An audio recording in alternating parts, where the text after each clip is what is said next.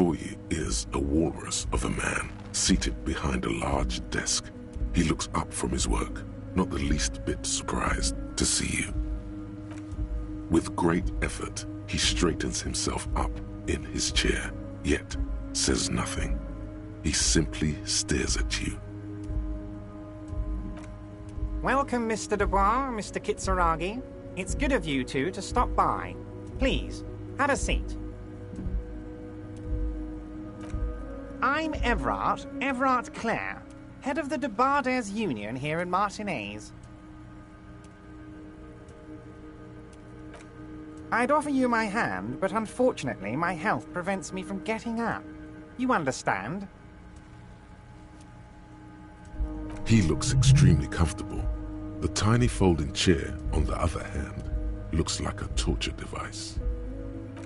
You go ahead, detective.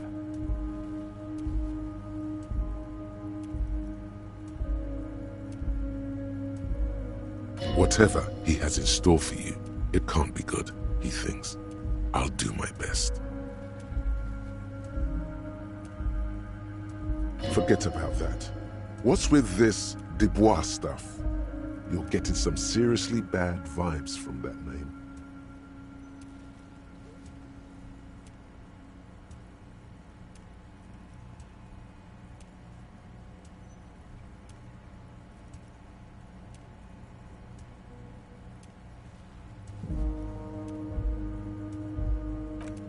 Please, Mr. Dubois, let us converse in a civilized manner, as equals.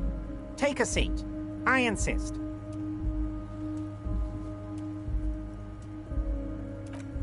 Excellent, Mr. Dubois. I can see that you're a reasonable man, and reasonable men can be of great use to one another.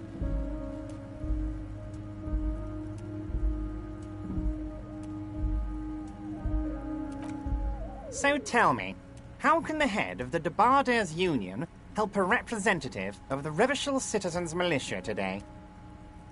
The chair you're sitting on has got to be the most uncomfortable chair in the world. It's violating your backside.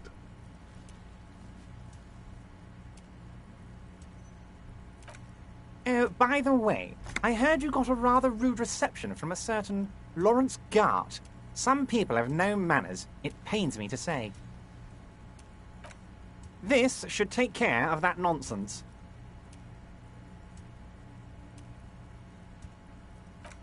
It should be sufficient to cover your expenses for a few days and patch over your differences with a cafeteria manager.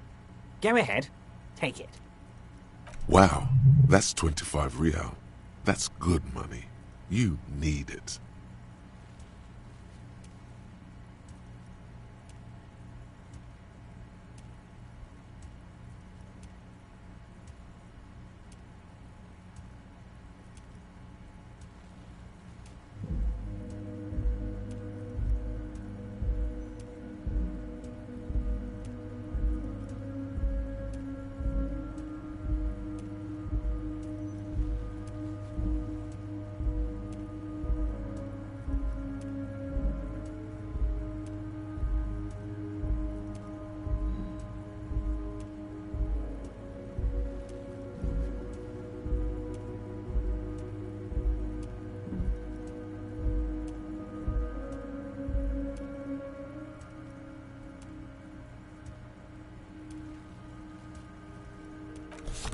Is there anything you'd like to say to me? Or... No.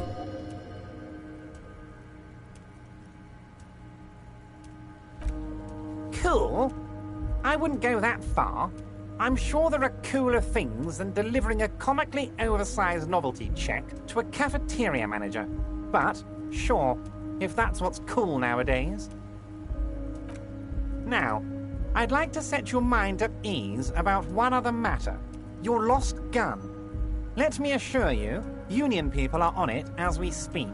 I've got my best hounds looking for that lost gun. His slug-like lips move, but all you hear is an echo. The world is swallowed by a black hole of fear. Only two words escape its gravitational pull. lost and gun. When he said, "Don't worry," he actually meant, be very worried.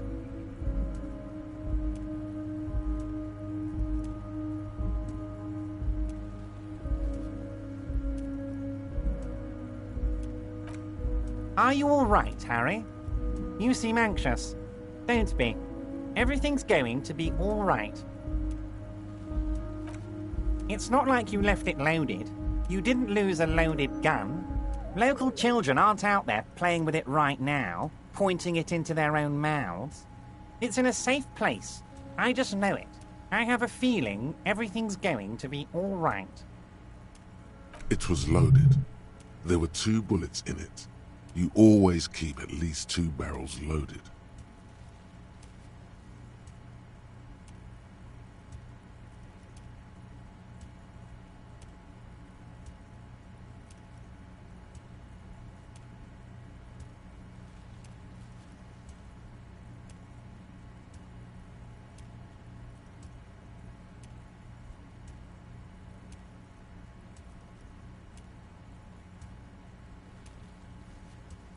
Officer, we will deal with this later.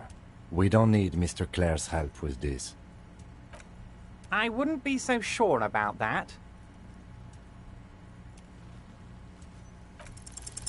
God, you're sweating. Your knee is jerking. You're about to cry, aren't you? You're about to cry because you lost your gun and those children are gonna shoot themselves with it.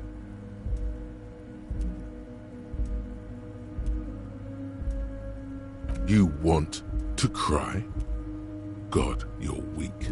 Whatever you do, don't cry. You'll think you're disgusting. Mr. Dubois, you don't look so good. What is this Mr. Dubois he keeps repeating? What is he trying to pull here?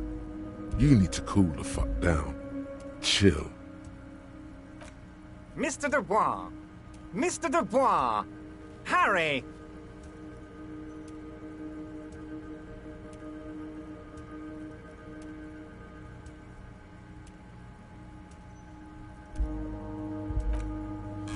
Mr. Dubois, are you okay?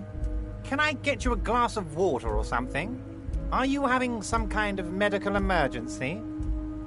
Maybe you could use your hands somehow, in a kind of throw-in motion, like you're throwing that Mr. Dubois act right back at him. He's Mr. Dubois.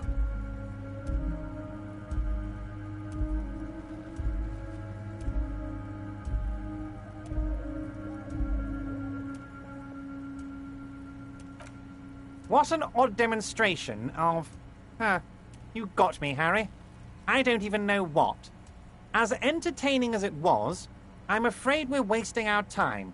And I'm an extremely busy man, as I'm sure you are too. Okay, enough. We are here to ask you some questions pertaining to a murder investigation.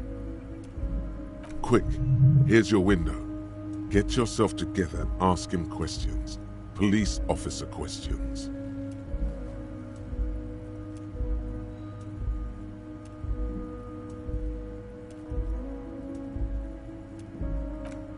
Oh, of course. That's your main thing here. That's why you're in Martinez. I know everything that goes on around here, and I would love to discuss it with you. I mean, it's no secret that the lynching is connected to the strike. So much to talk about. Honestly, it's been weighing on me so heavily. I understand you need to interview me.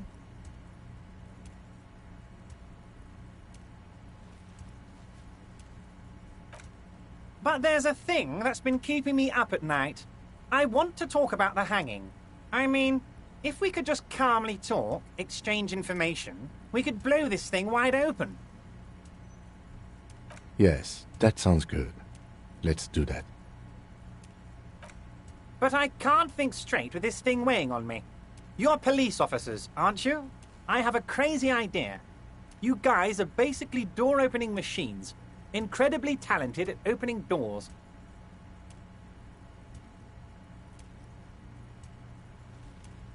I'm not sure I understand. If you're asking us to break down someone's door, it's not going to happen. Come now.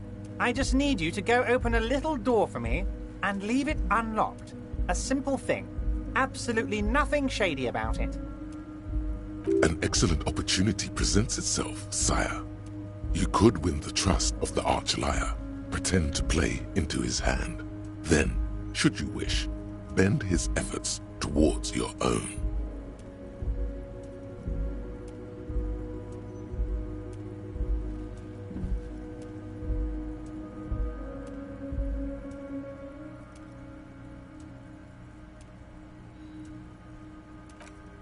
Harry, my dear friend, I am what people call a local bigwig.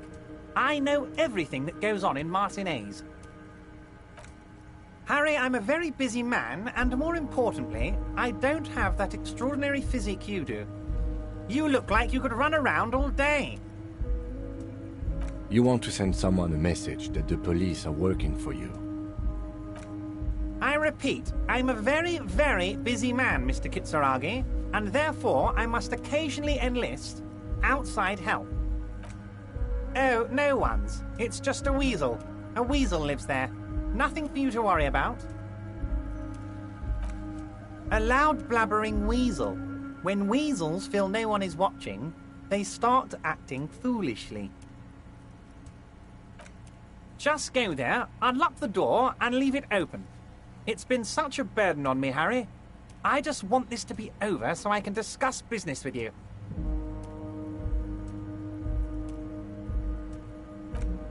Fantastic, my friend.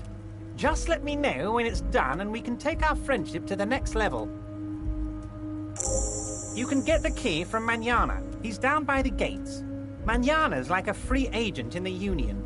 Special operations. Hardened socialist. A real free thinker, too. He'll tell you precisely where the door is. One last thing, Harry. Just open the door. You don't need to go in or anything. I just want that weasel to come home and see the unlocked door.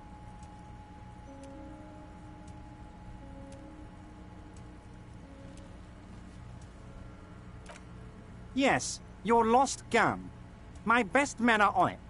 They're turning every stone, searching every playground, asking kids, grandmas, everyone. Your gun will be found, Harry. Let me assure you of that. It's just a matter of time and effort. The only way to find it seems to be working with him. He might even be holding your gun hostage.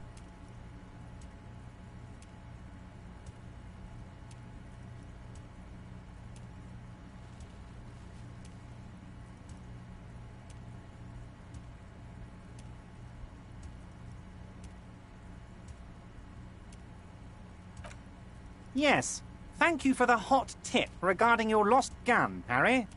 My men have indeed factored in that you pawned it. Now please, let the professionals do their job. Kick back, Harry, relax. I have great guys on this. You focus on what's important, building our relationship for the good of Martinez. It did not come as a surprise to him. He might actually not be bullshitting.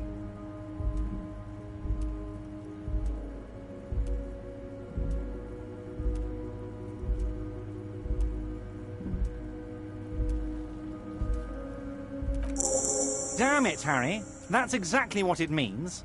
I'm only kidding, of course. Of course. I understand. We help you, you help us.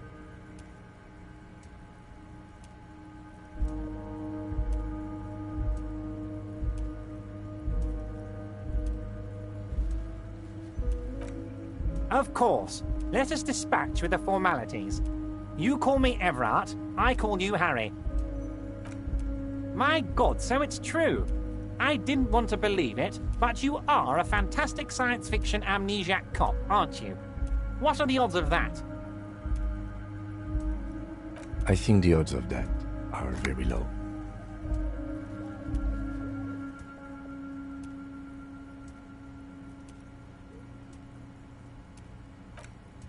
So good to hear that, Harry.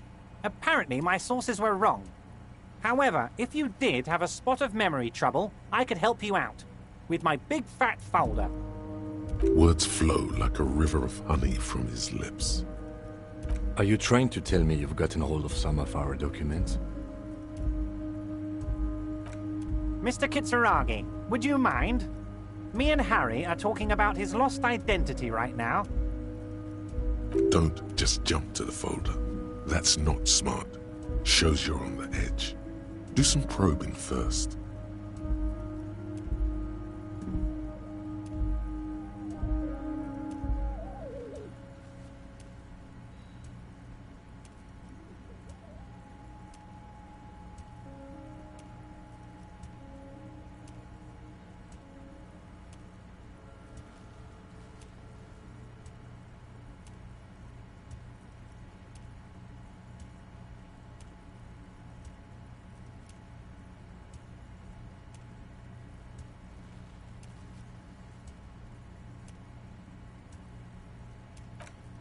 Of course, Harry, of course.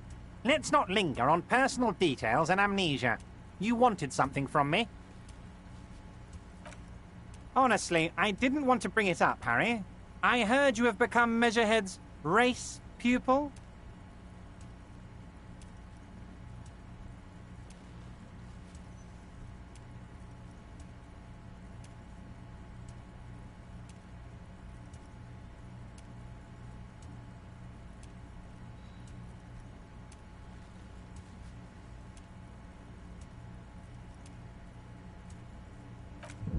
Of course, Harry, of course. You're not some kind of a fantastic racist now, and rest assured, no one's gonna hear about it. No one's gonna know what you did with race there, Harry. Your race bonanza is safe with me. Word of how racy it got will never leave Martinez. Anyway, I assure you, I am a very well-informed man. Information reaches me before I even get the chance to request it.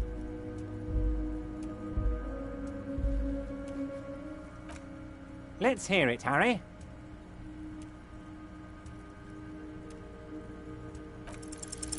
As you look at the folder, Everard covers it with his hand and pets it. He's hiding it from you because it's not a real RCM folder. It's just another one of those brown folders you saw in the file cabinet. Okay, Harry, you got me. This is from the Census Bureau, not the RCM. Those Census Bureau people are absolutely corrupt. You should do something about them. He got the name from the Census Bureau, and everything else from your actions here in Martinez. Yes, Mr. Kitsuragi from the Census Bureau. Like I said, now I'm actually a very busy man. So is there anything else I can do for you, Harry? That means he doesn't really know anything about you. A pity. The mystery of you will have to remain a mystery for the time being. Yes, that's what I said. Try to keep up, okay? Let's move on. Wait. You need this to get in and out through the gate.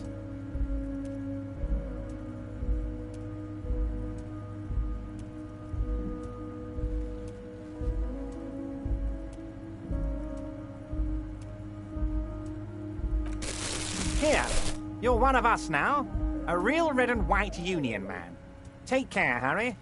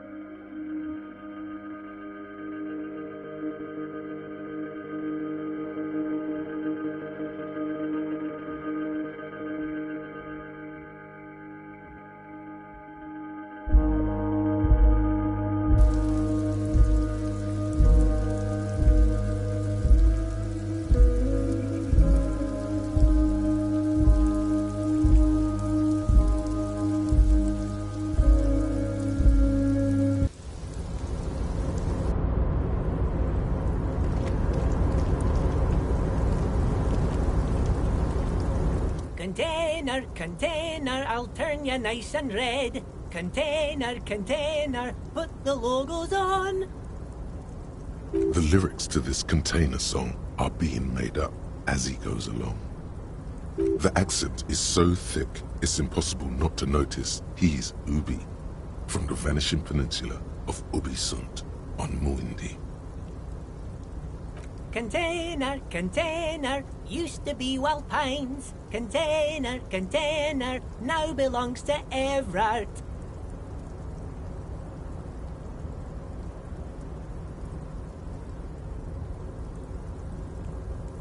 Everard, Everard, Everard, he looks after everyone. Huh? Well, hey there. How can I help you, mister?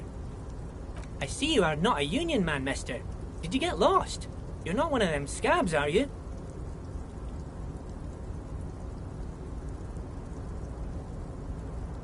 I mean, I don't personally mind. Folks is just folks, you know, and folks gotta eat. Just some of the other guys don't look too kindly on the scabbing kind, if you know what I mean, mister.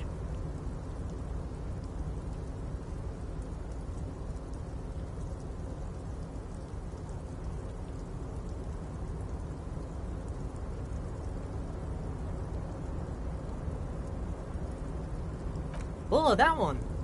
That should be empty as far as I know. Lots of containers here have nothing in them. They're just waiting to be loaded up.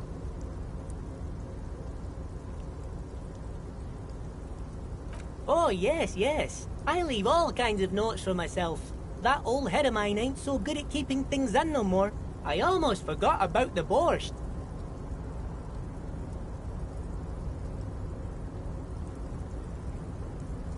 Oh, yes. I've been taking special whirling borscht to the men every day since the strike started. It's very, very good. Makes a man feel so warm and happy. I feel like I could take on Mr. Renadan's boar dogs every time the lunch is done.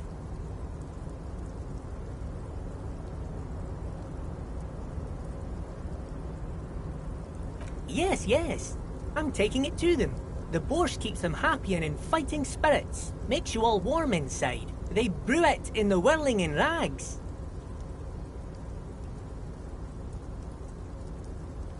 Oh, the whirling's cook. He makes it. Them is always talking with Mr. Manana in that weird language and laughing together. He doesn't speak what we speak. He's from Grad.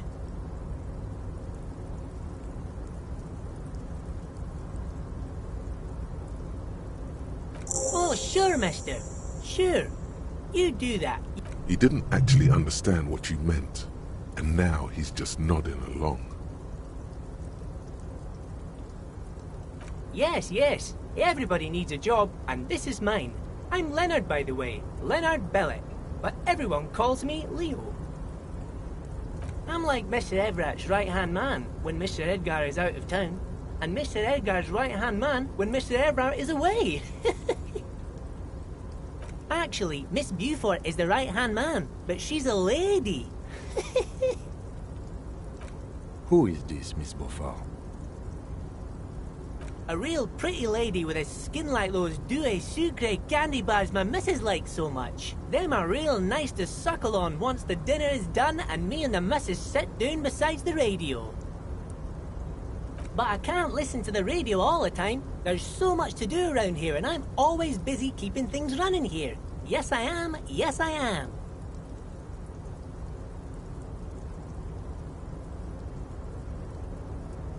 Oh, Lizzie. She is a real sharp tool. Mr. Everett put her through some fancy school and everything, east of the river. 4 years she was gone, and when she came back, she was all fancy and lawyerly. But she's a real nice girl. Grew up in this here neighborhood, knows everybody and gets along with everyone. Real pillar of the community one day, I'm sure. If me missus and me was to have a child, I'd be real happy if she turned out like her. But she can't have kids. Dr. Lemaitre said so, and she knows about such things. Been a doctor for almost 50 years she has. So Everett trained a lawyer named Miss Beaufort. Interesting.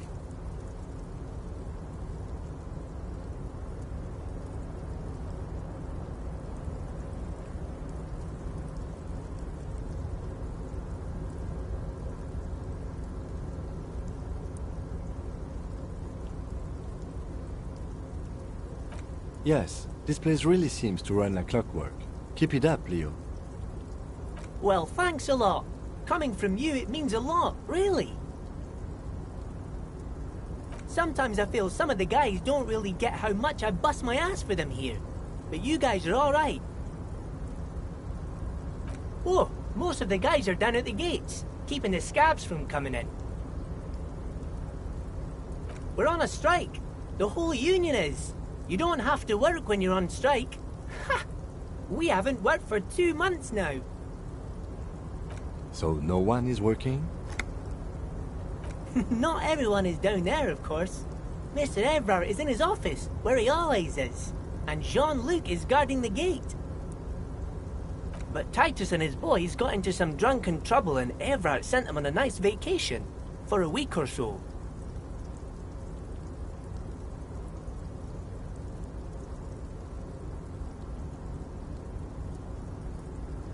Oh, I'm not really supposed to talk about that. That's union business. Him and his boys stirred up something in town. Probably drank too much and got into a fight or something. I heard Mr. Everett telling him to take some time off.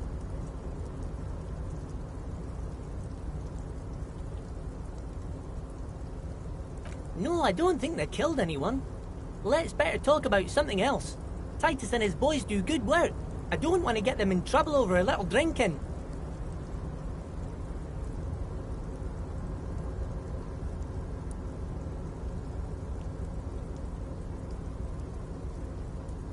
Oh, I'm just making some covers for them containers here.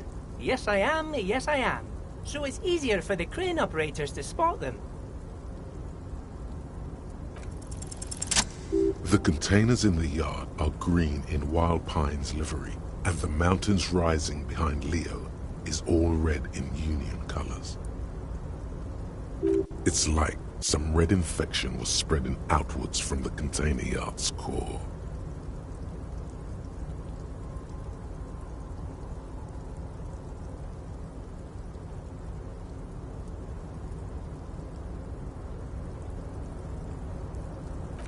Yes, they are hiding it from the inside. All the red containers have the Debarders Union logo on them. No, not really. Mr. Everett doesn't tell me all the big things. Says I go and tell them to everyone. Oh, no trouble at all, mister. No trouble at all. Oh, yes. Born and raised in Arish, mister. Mum had to leave my dad after he got a bit violent. Took us here to the new world. I was about 10 then. Too old to lose my accent then. People say us Ubis are up to all sorts of trouble with sheep and other animals and whatnot. I just want you to know there was never any of that where I come from. No, sir. Those are just nasty rumors. Thank you for clarifying that, sir. Bye-bye now.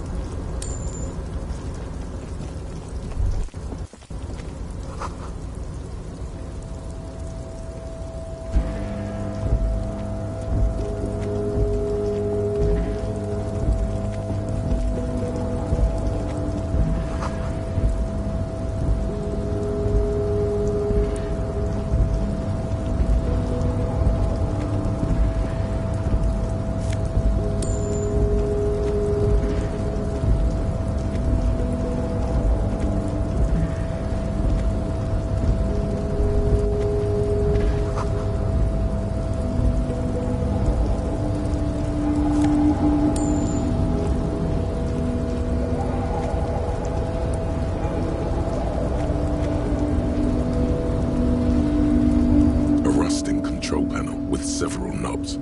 2 buttons marked Marsh and Arrête are faded with use. It's Marsh on, Arrête off.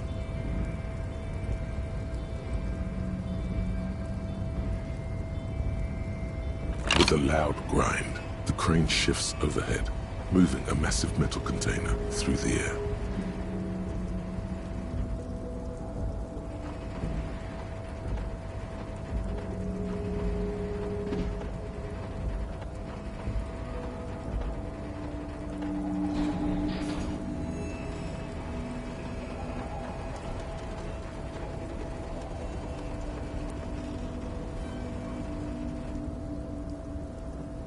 And with a surprisingly quiet thunk, the crane places the container down.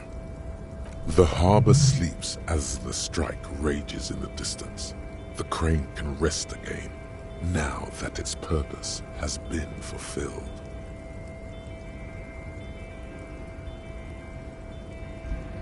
Move in this container, of course. For this purpose it was built. For this purpose it has acted. And now it will rest. I can't see how that was worth the wreckers, except for seeing the crane in action, which I admit was satisfying.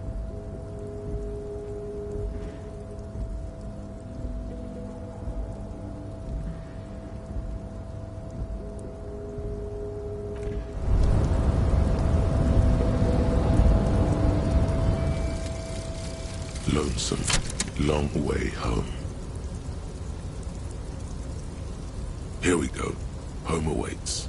Walk past Station 41 and through the market, past the Boogie Street spearhead to the other side of the lake, the frozen eye at the center of the district. Then past the video rental store on the corner. There, at the end of a street lined with pine trees, a small house no larger than a matchbox. 11 Voyager Road. You no longer live there. Those times are gone. And so are those people. Why did you come here? Why are you still here? And where's the dealer? You have to get back to work. That's all you have now.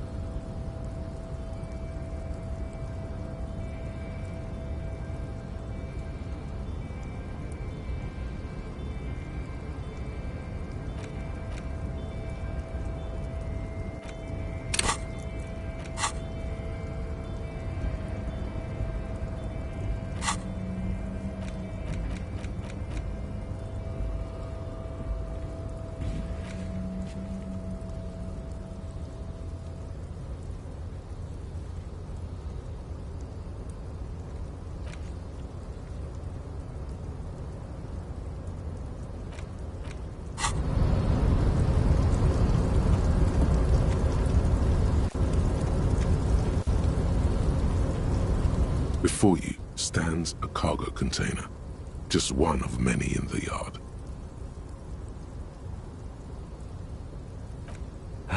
Is this like your thing with that wall again? You do? Because I don't. There are a million containers here. Why are you fixating on this one?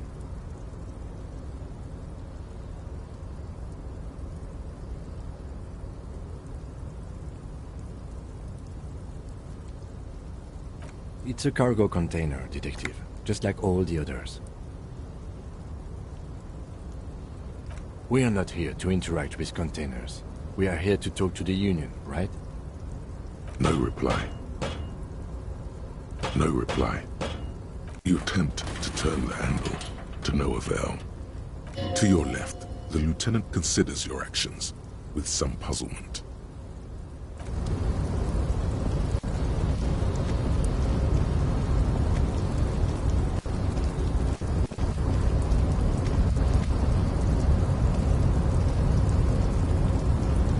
Rusting control panel. The crane does not return to its original position. It does not move at all.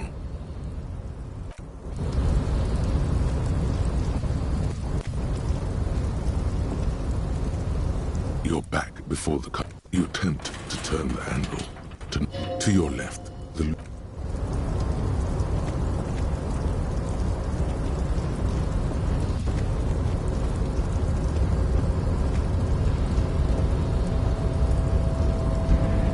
Rusting control. No screech of metal when you push the button this time. Only silence. The crane does not return.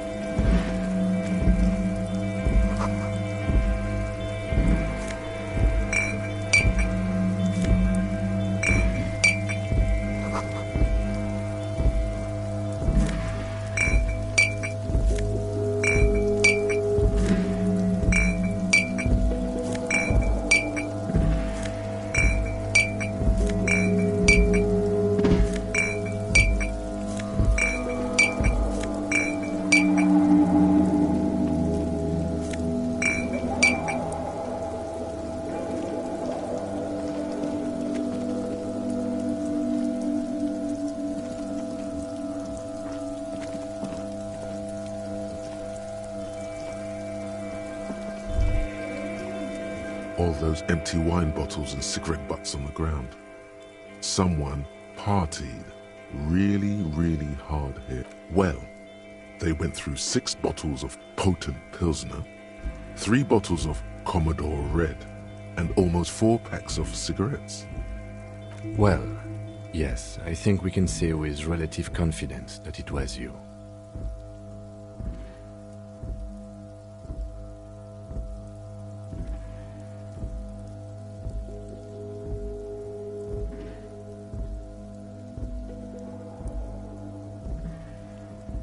Yes, this looks pretty advanced, all right. For now, let's just move on.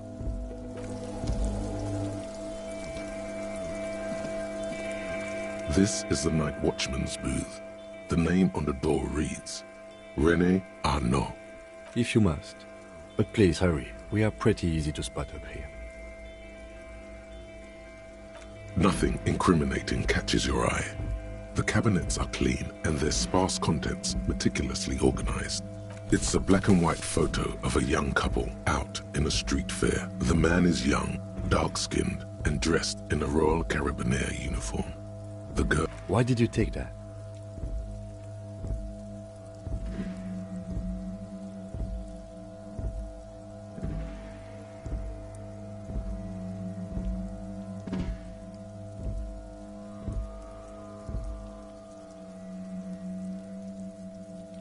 Fine, but let's move. I don't want to be seen snooping around here.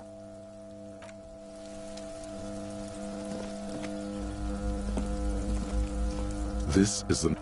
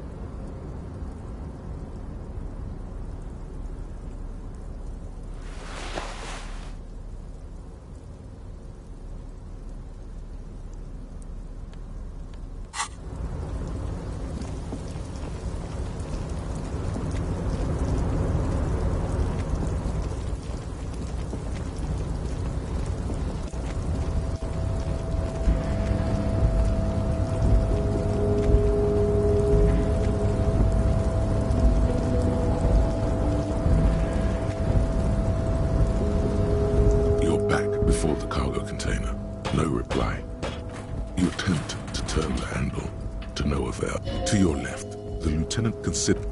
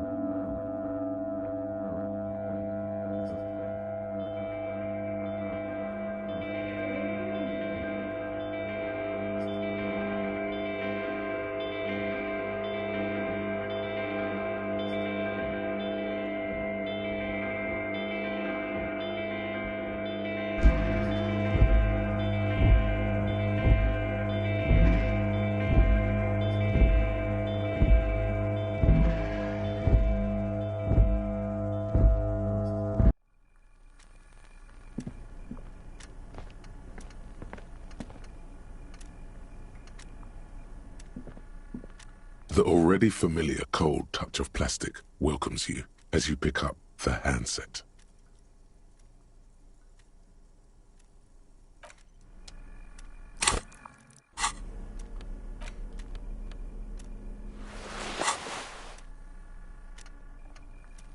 The already familiar cold touch of plastic welcomes you. Your fingers run over the dial pad. 005. That's the dialing code for Revachol. 4952. And a moment of hesitation before entering the final numbers. 993. Calling. Calling. Still calling. Video Revachol, 24-hour video rental. We rent 8 and 10mm film for home use. This is Lammy. How may I help you? Video Revachol is a 24-hour video rental. We rent 8 and 10mm film for home use. This is Lammy.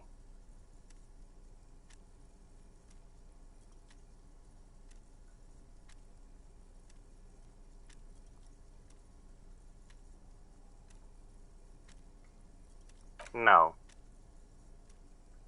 Sir, I don't know. It's a video rental. Maybe you rent video. Maybe you call to extend your rental period? Do you need to extend your rental period? Let me fire up the machine. Dubois. Here we are. You haven't rented anything in 5 years, but you still have a copy of Blue Ocean Hell from November 46. Whoa, not a fun film, that one.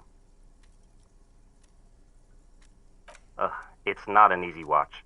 After the death of his daughter and subsequent divorce, Ziemsk immigrant Egidius Wojcik tries to come to terms with the onset of dementia.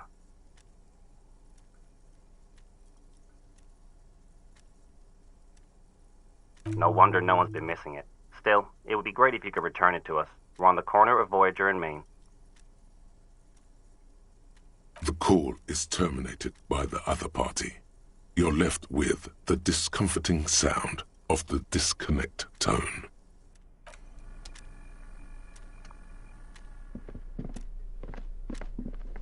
The file cabinet stands steady as ever. Sliding out a drawer. Remember, Leo, all items, hundreds of and the same materials. You already went through all of the drawer. Slide.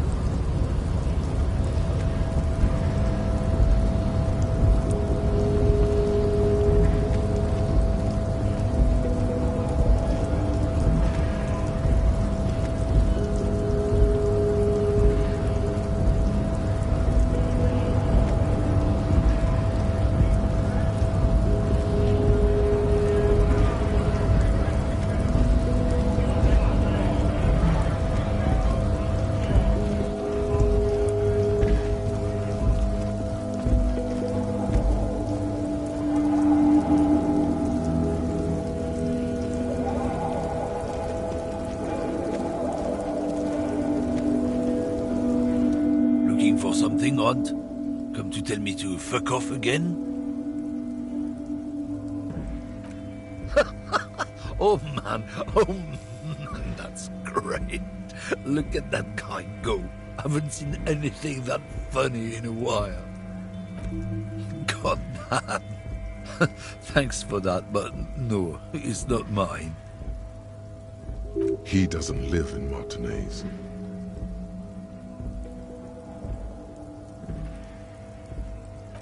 Oh yeah, they're a big deal.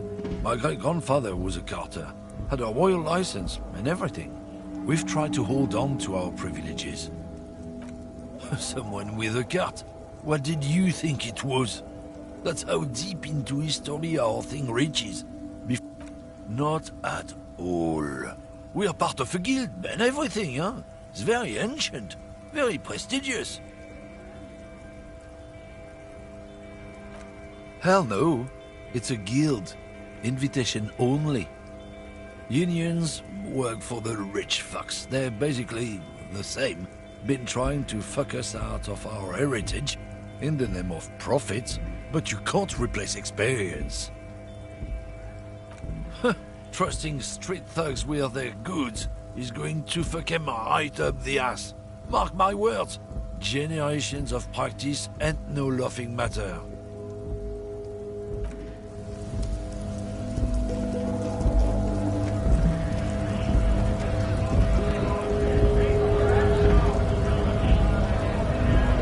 Bastards! We have a right to work!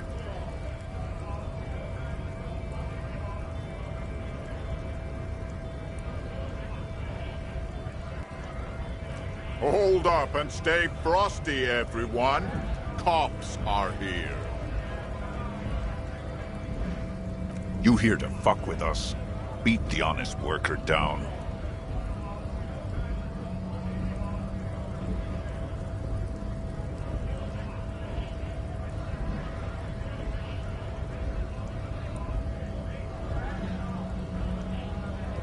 Good.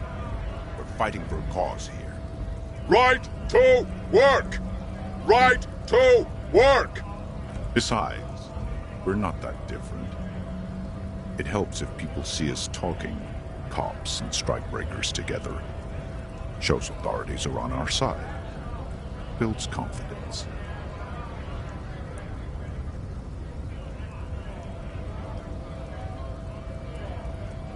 Maybe you should ask them the questions, like why we're not allowed to make a living here. Shame on you! We have families to feed, you piece of shit.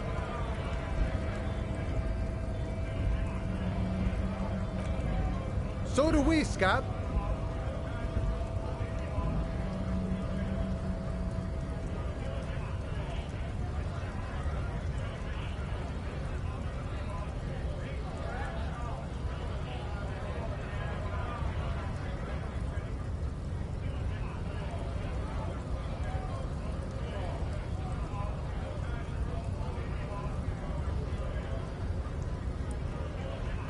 Honest men and women, with rights, to work, to be useful, not toys for corporate interests. We came here to help the harbor run smoothly in time of crisis. If Union fucks don't want work, they ought to let in those who do want work. I have a question. Why do all these men follow your leadership? You think they follow because I'm big and loud? No. They follow the rules of the market, the rules of the economy, because they were given a job to do!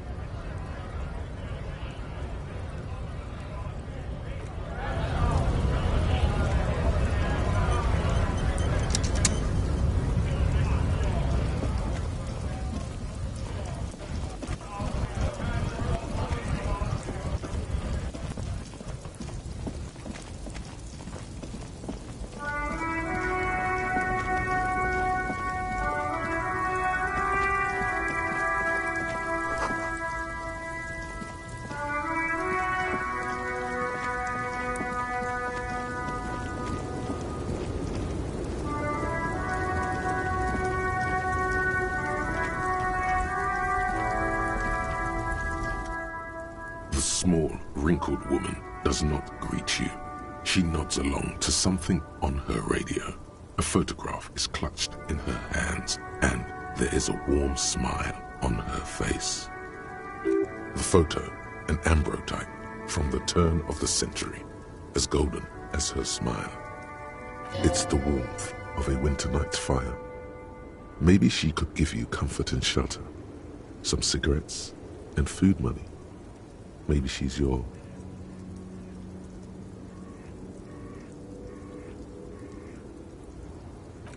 Nothing. Her smile just keeps widening. No response. Wherever this woman is, your words fail to reach her. She's just a distracted old woman. Better to leave her alone. Why? I just...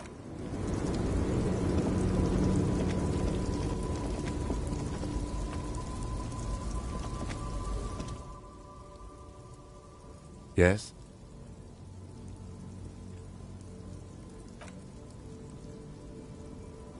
No response. He just arches his brow. A moment passes. The lieutenant glances at the sports watch on his wrist.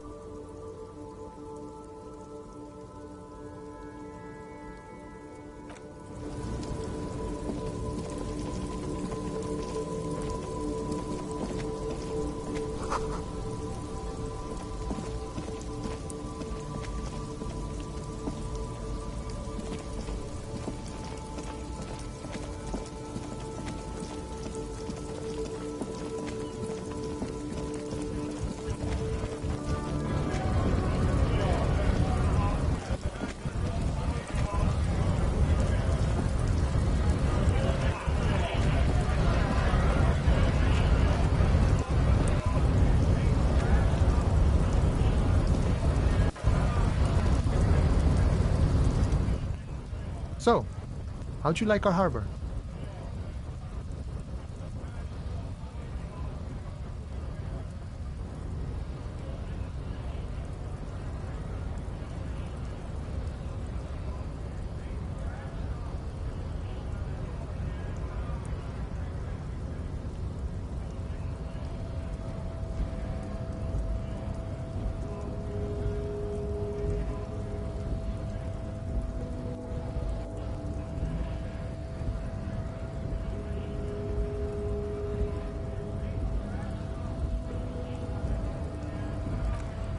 It's but a rest area on the path leading across open plains.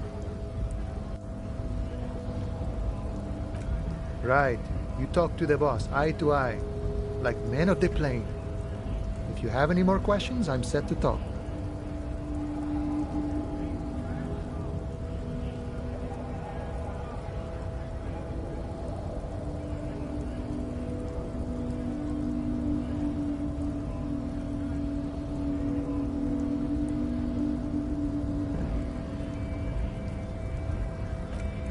The mercenary, eh? Who could have killed him? That's indeed the question.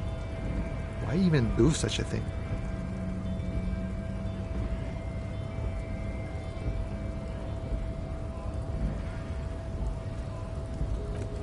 What a thought! Why would noble workers resort to such a thing? Unless they were pushed, of course. Your dead guy was an enemy combatant. He was an agent of the opposition, attempting to undermine our honorable efforts. I ain't the murdering type, but that's just me. Large organizations like our union have all sorts of men, with all sorts of skills. He's not lying about not doing it himself. Understood. This has been of limited use. Still, thank you. No problem. I wish the best to you in your search. Sure, I'm glad it's not my search. A key, huh? What door is this key supposed to open?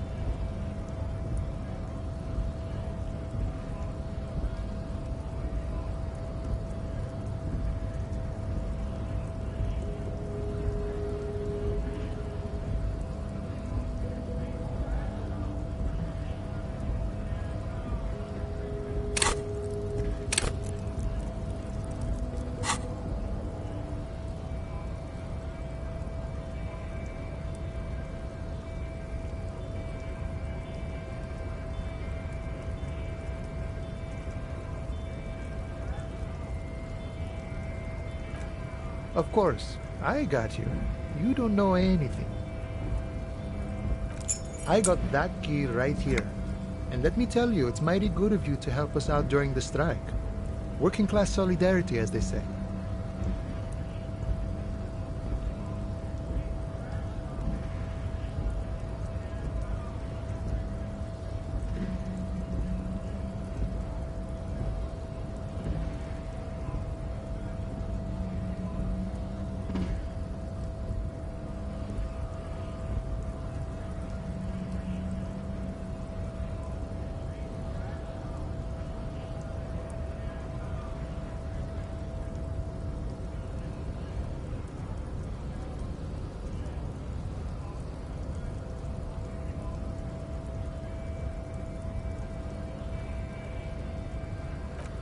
Oh, so the none of the above type, are you?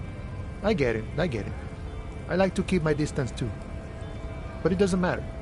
It's a good thing you're doing. Thanks. What you're looking for is a basement door behind the greenhouse. That's behind the whirling and rides. That's all I know. Our organization is what you call compartmentalized. Means we keep out of each other's business. Okay, but where did you get the key from? The janitor gave it to me. Nice fella. We talked about life and things that really, truly matter. None of this mess we're in. This jiving and juggling. What's it for? To feed our children, I guess.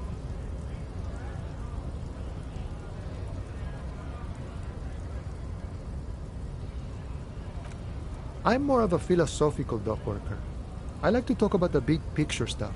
Who I am, who you are, what we are fighting for. Who he is and what they're fighting for? This is interesting. We're negotiating our share. Aye.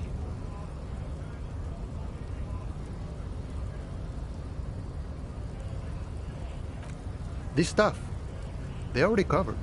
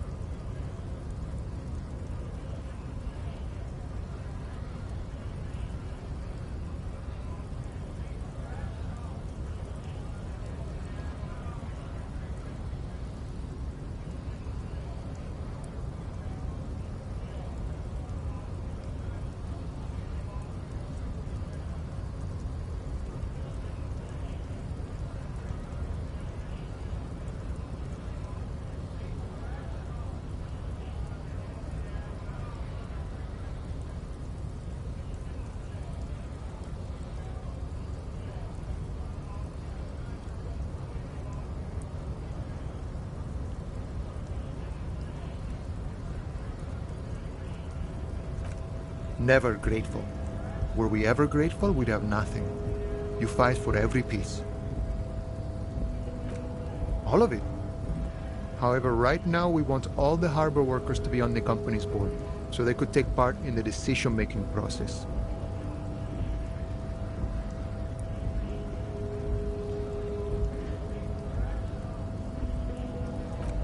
I think it's best you make up your own mind now that you've met him.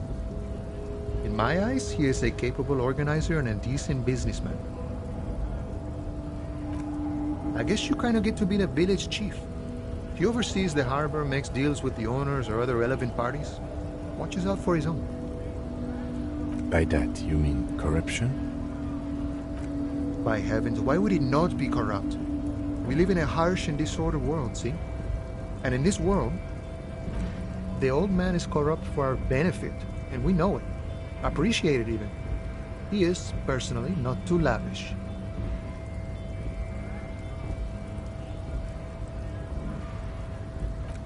He is reasonably lavish, sure. That's his prerogative. It's not like you want a saintly demeanor on a corrupt motherfucker. That would be a manipulative illusion. Besides, there are no non-corrupt systems in the world anyway, and moralism is the most corrupt of them all.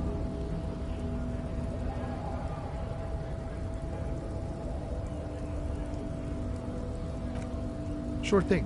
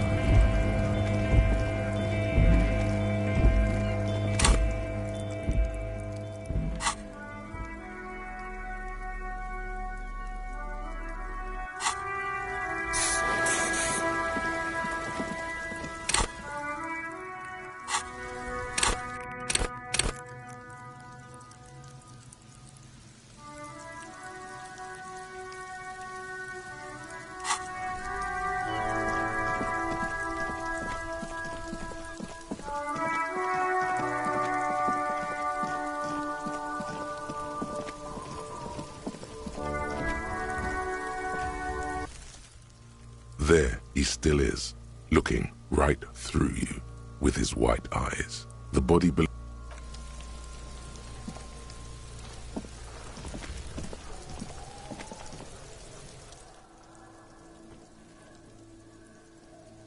What do you... A week, maybe? 7 days would fit the time frame provided to us by the caller. It is not impossible. I pulled last week's forecast for coastal Revachol. 7 days below freezing.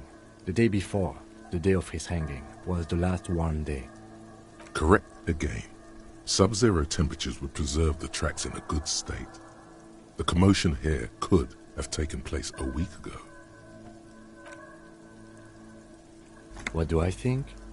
A mob of people brought something heavy to the tree. One of them was carrying the victim. They shuffled around, especially under the tree.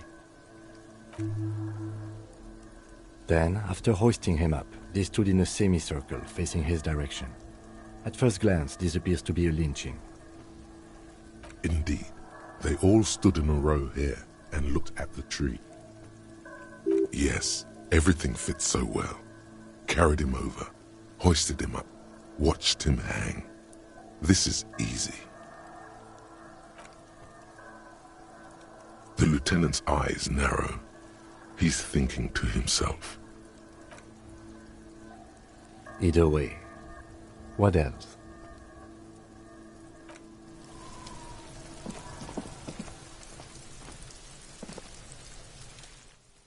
There he still is, looking.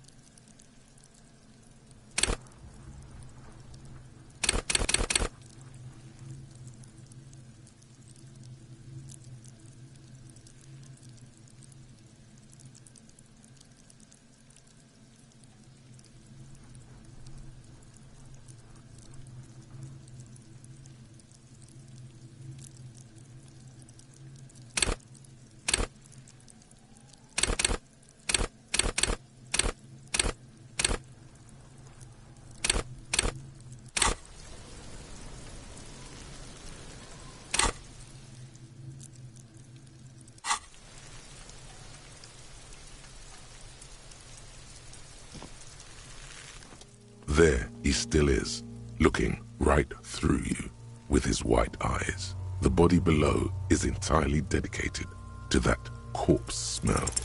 The smell is repulsive. It pushes in from your mouth, more instant and more familiar than anything you'd expected, more fever than odor. It fills your mind, flushing you from within.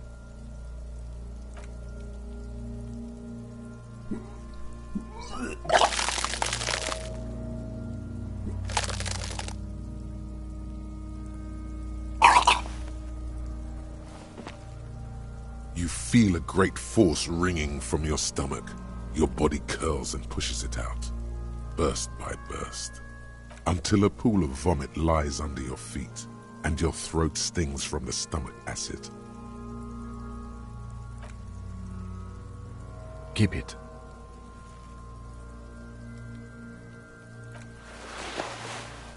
The hangover is clearly making this worse for you.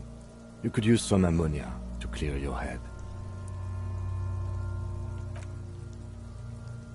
If you can handle the headache, some officers use it to deal with cadaverine odor. There is Frit nearby, east of the hostel. There's a greenhouse here, and a gardener with a wheelbarrow on the corner of the whirling rags. Pretty. Acquiring ammonia will provide a modifier to the white check. Modifiers make checks easier and allow you to retry them.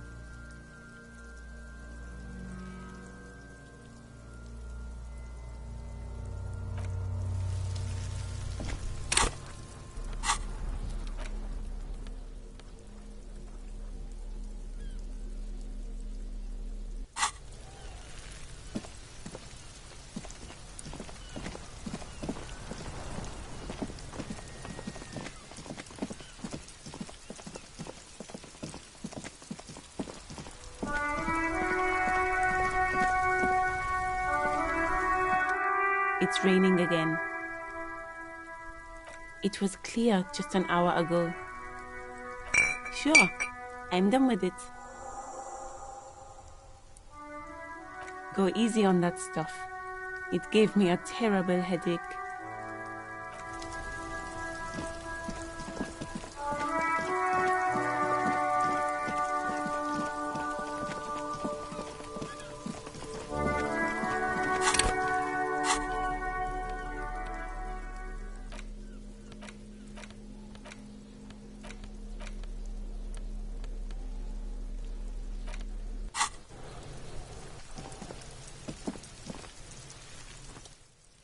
There he still is, looking right through you with his white eyes. The body below is entirely dedicated to that corpse smell.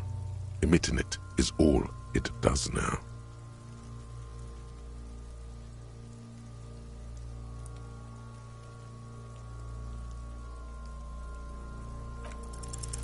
The ammonia only makes it worse. The combination forces tears out of your ducts. You manage to keep it in once. The second time, not so much. When the vomiting is done, your cheeks are wet with tears.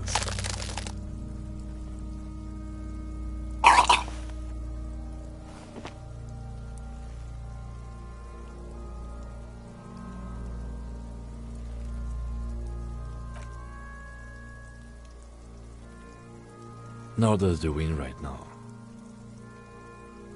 The weight is reassuring, like a crenel on solid fortification. Pat, pat, pat.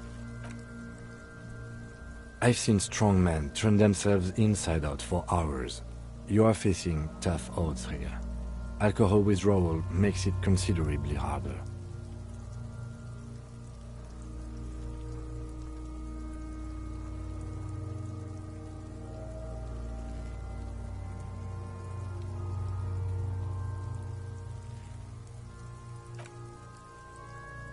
No.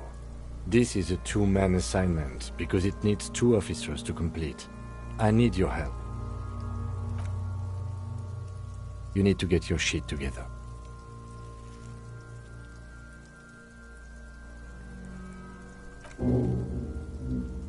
We should go talk to the locals. Find something else to do while the wind changes. It's pretty bad right now. You've gained a thought. When this dialogue is over, go to your thought cabinet and internalize it for special bonuses and effects. Give it half an hour. Get yourself together. Then come back and have another go.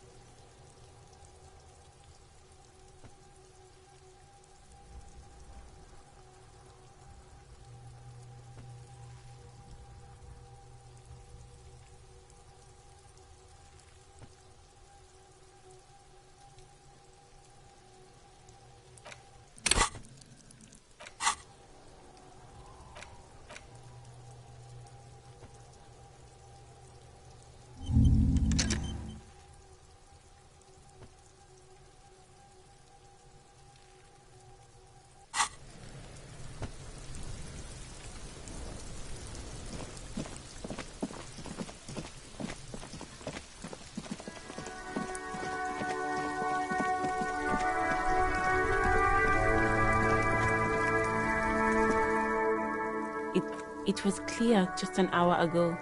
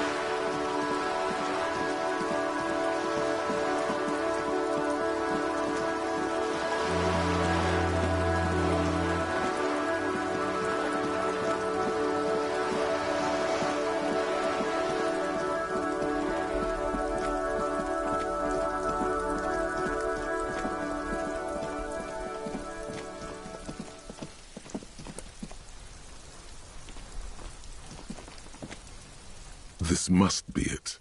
The basement door is weather-worn. The copper nails holding the upholstery in place have turned green from sea air, and there's a knocker shaped like a lion's head.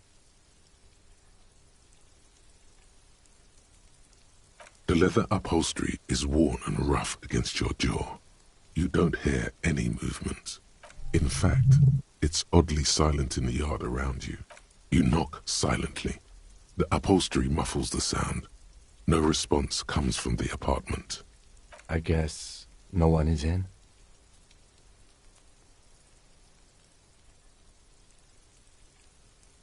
Let's be honest. This isn't what I joined the RCM for, but every day tells you something new about yourself. Apparently, working with the local union boss to get info on an investigation is not something I'm squeamish about. I mind that the local thug is using the RCM for his busy work. But if this gets us to the bottom of this hanging, then I'm willing to look over it. On the other hand, we could just leave and tell Evrart we opened the door. No one seems to be tailing us to see if we actually did it.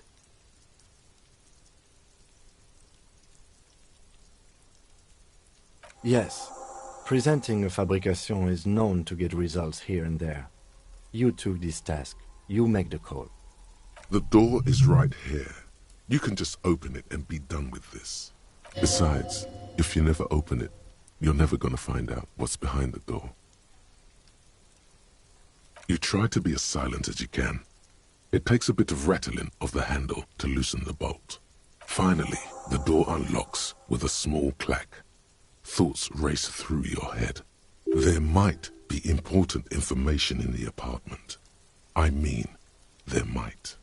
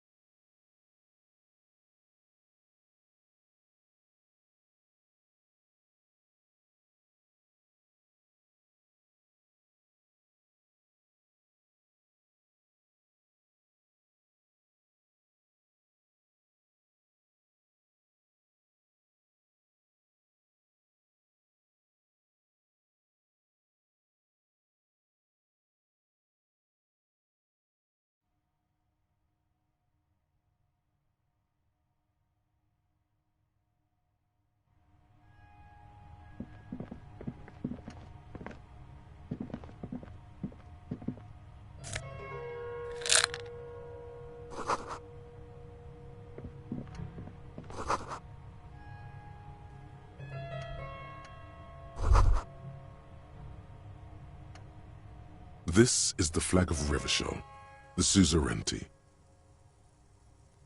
This isn't just one sun, but there are little suns dancing around the big sun. This is the sevenfold sun miracle. It's an optical atmospheric anomaly the first settlers saw. Happens in cold weather. 6 small suns around the big one. This complex halo phenomena is how old Revachol got its flag.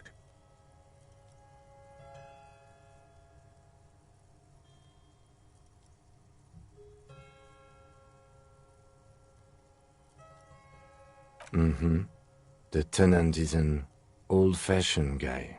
By old-fashioned, he means very right-wing.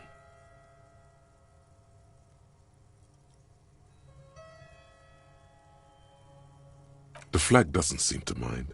It's just a colorful fabric with a sun sewn onto it. Like all feudal flags, it looks like a children's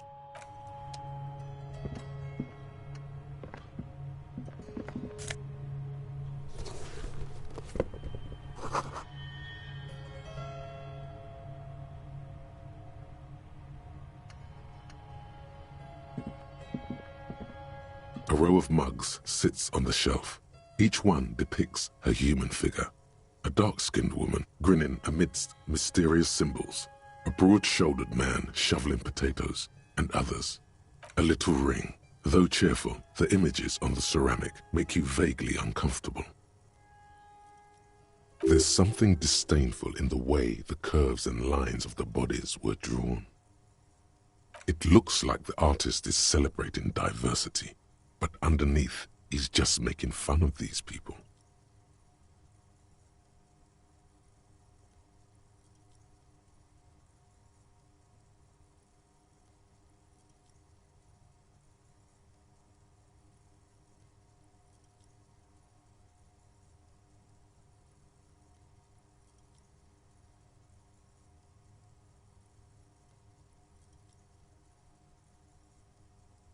You ain't gonna change someone's mind by calling them a bar. The lieutenant picks up one of the mugs, then puts it back down with a... I'm beginning to feel better about breaking into this man's apartment.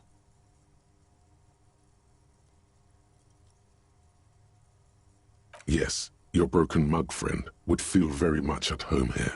The same humor, the same mocking lines. There's the missing tin soldier. Whoever lives here might have used the Whirling's container to dump his trash. And now they've drawn the ire of the Union. The plot thickens, as they say. An interesting little clue. Let's see where this goes. Clues have a way of magically connecting to other clues down the road. Perhaps you should break into apartments more often.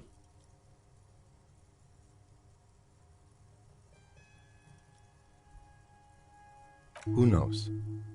I'm not expecting too much from this clothes in the trash lead either way. It might turn out to be some random local matter, but still, a nice coincidence.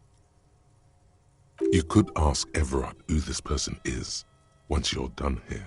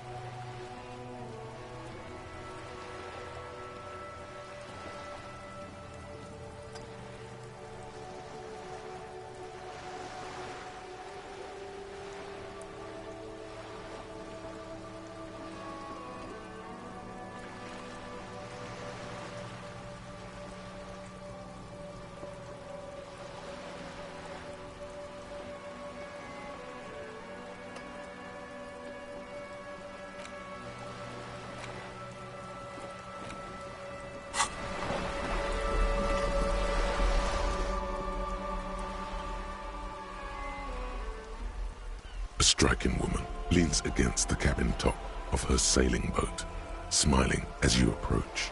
Her green raincoat glistens with droplets. A silk scarf is tied around her throat. Good afternoon, officers. I'm Joyce. Joyce L. Messier. I represent the board of Wild Pines, the owners of the harbour. You gentlemen must be from the RCM.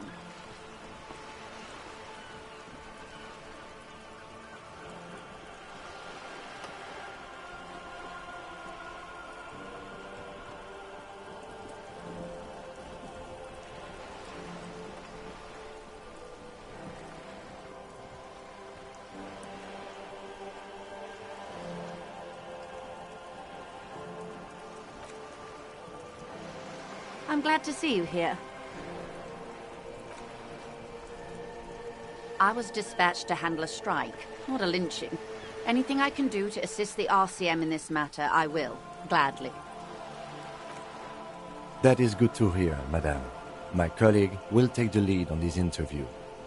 I should let you know that he is recovering from an unusual medical episode. Very unusual.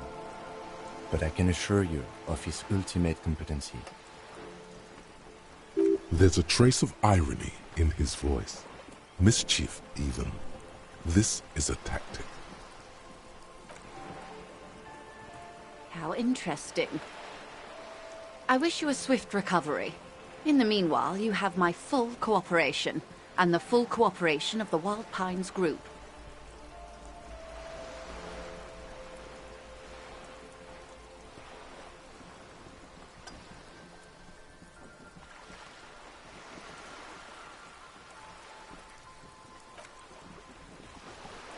Quite a few things, I'm afraid. The information I'm to share with you includes sensitive trade secrets. For the sake of my employer, I have to ask for your names and badge numbers. Of course, ma'am. We should have introduced ourselves. I am Lieutenant Kitsuragi, from Precinct 57. And this is my colleague from Precinct 41, Detective Dubois. I'm afraid Harry doesn't have his badge at the moment. I hope mine will suffice. Oh, and what happened to yours, Detective?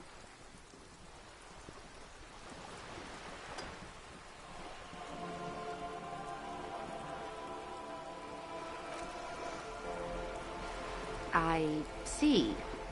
So, are you saying you lost your badge during the course of this episode?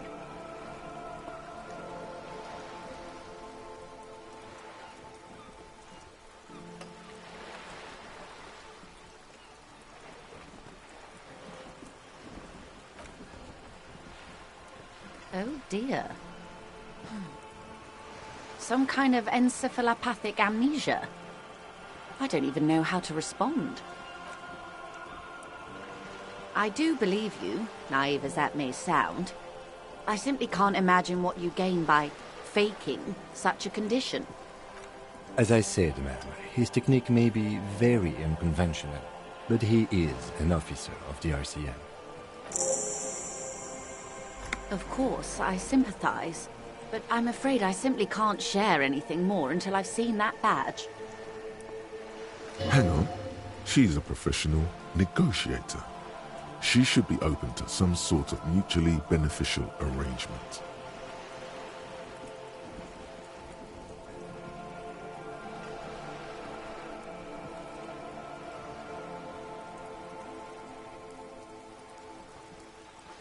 I mean, favors for favors.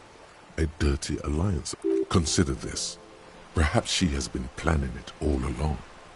That you convince yourself into colluding with her.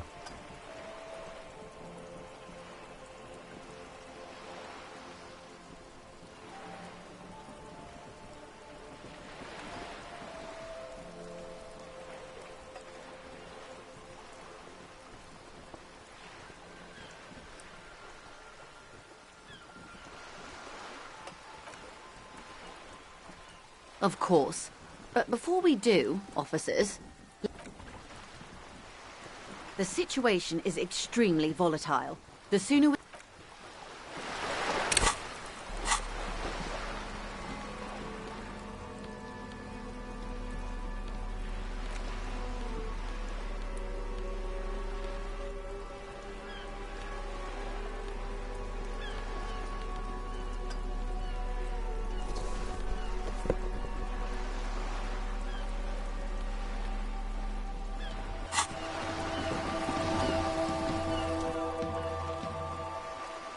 I'm afraid I can't say any more until we've taken care of formal protocol. Easy. Just offer her a favor. Like I said, nice and dirty.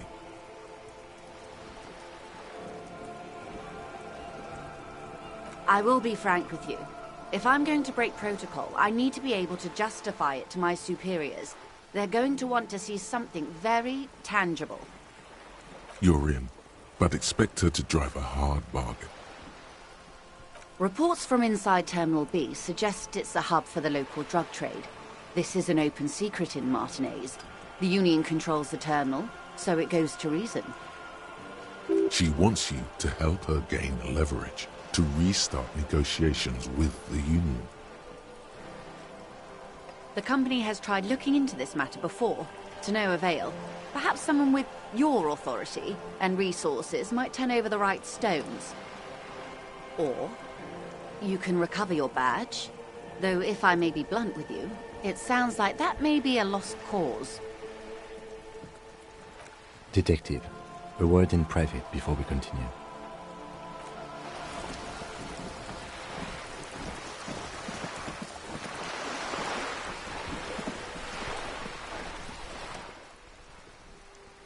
This is not going quite as I hoped it would, Detective.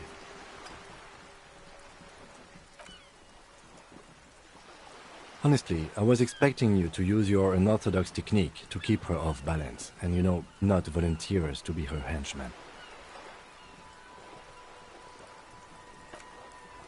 This woman is running circles around us. She might have known about your misplaced badge all along, or she's simply an adept improviser. Either way, we've played straight into her hands. Maybe this is all her plan. She might have heard about you.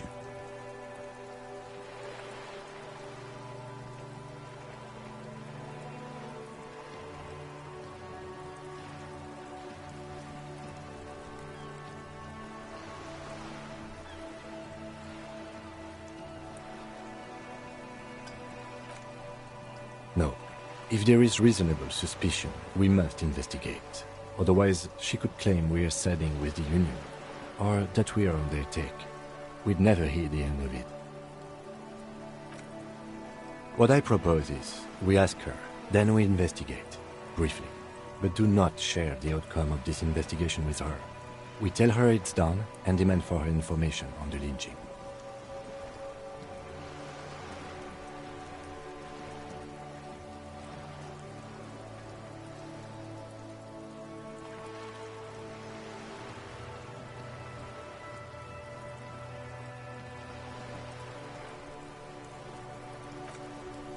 Oh, that would be fantastic, but do we have the time? The world is large and your badge is 8 by 6 centimeters. The situation might have changed drastically by the time you locate it. Time is of the essence. You could request a new one from the station, but that would literally take months.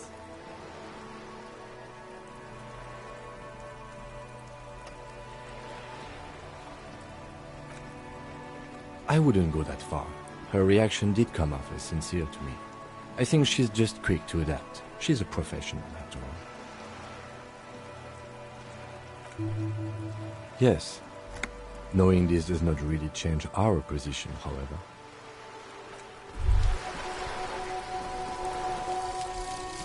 Volumetric ship compressor.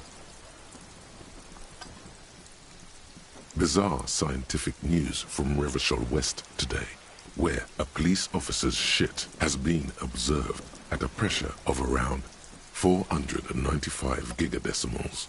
These metallic hydrogen levels of shit togetherness were thought to exist only at the center of collapsing stars, not law officials.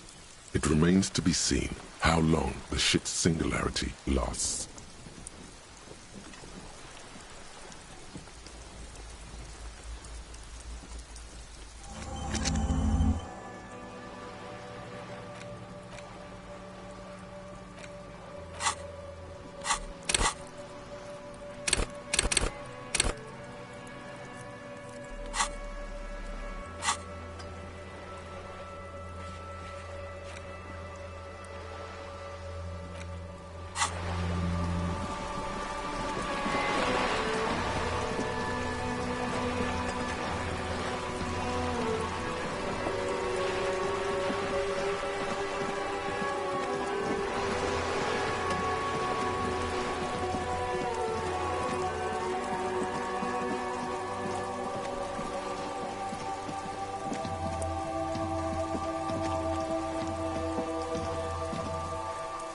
Just an ordinary wall.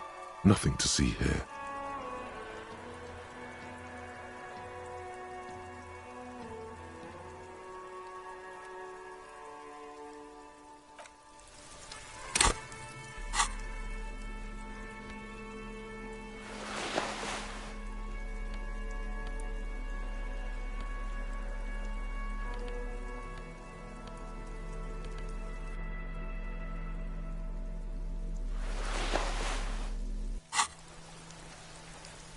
Just an ordinary wall.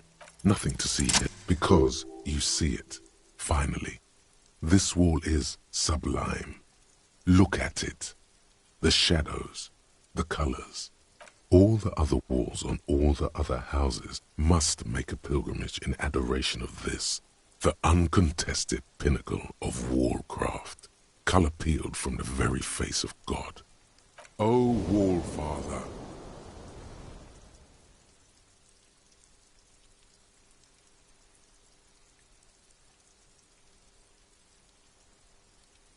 huh? He sounds tired of it all. Cindy the Skull has all the necessary materials. Talk to her.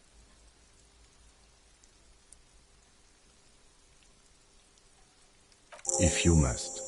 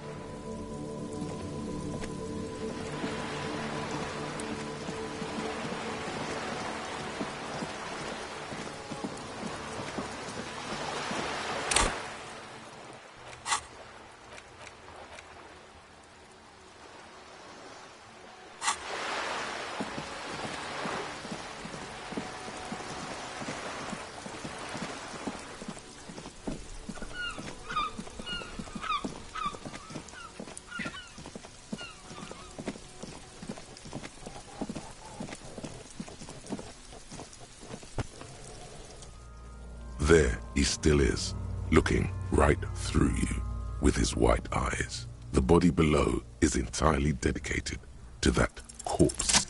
As you breathe in, the odor comes over you.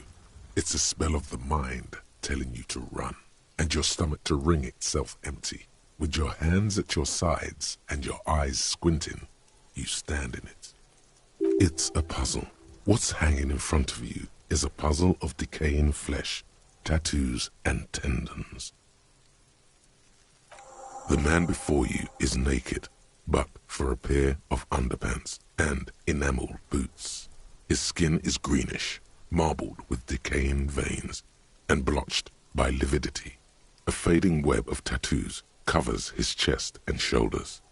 The cargo belt used to fasten him to the branch above appears industrial in strength.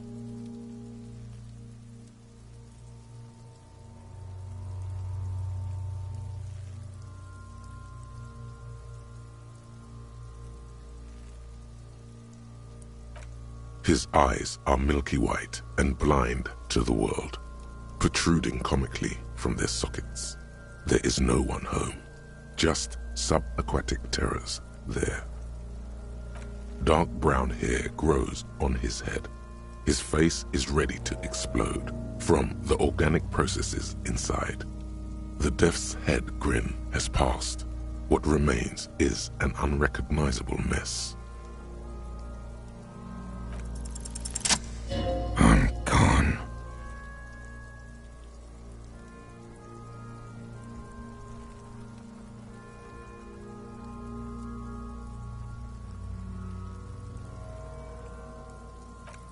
Into the wild pale yonder.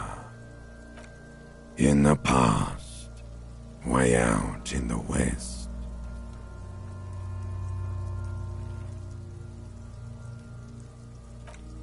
The blue heart.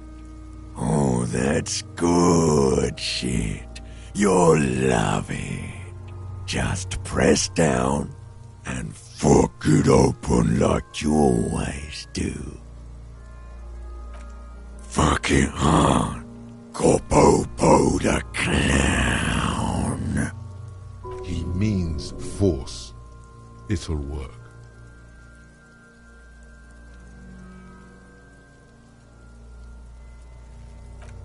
I'm a joke. Look at me.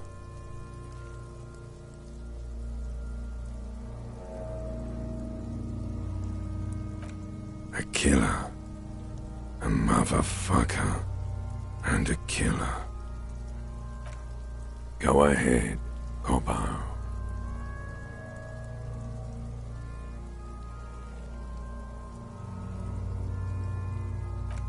What do you mean? It's the power of your imagination. Go ahead. Ask me more questions. You fucking love questions. Because you're a copperoonie. Look at all of them go. Do you want more questions?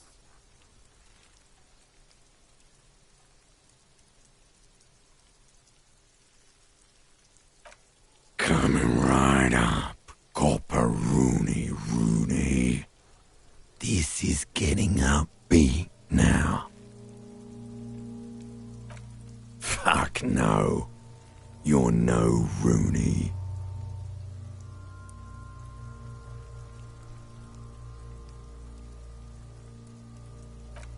No, you're not a Harry either. You're a motherfucker. That's who you are. Rooney the motherfucker. Because you have loved it, me and Brother Corpo. It was love all along.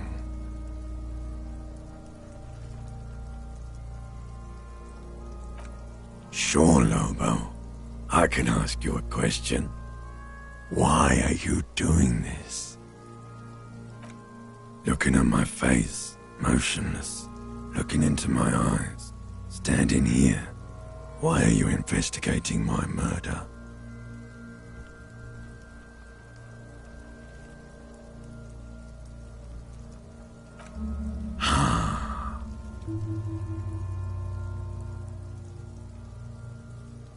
Something is on its way. Something hidden. It's coming. A miracle from the northwest, and it's almost here. You can feel it in the air, on your hands. The cold spring air smoothing them over.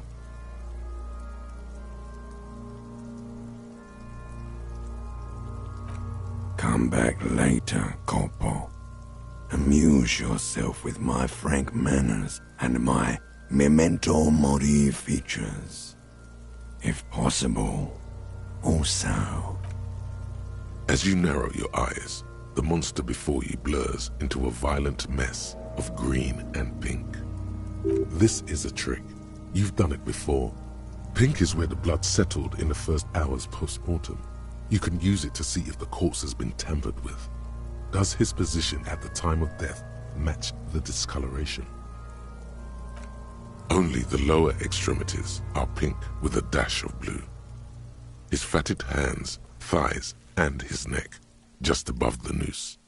The rest of the corpse appears dark green in the cold spring air.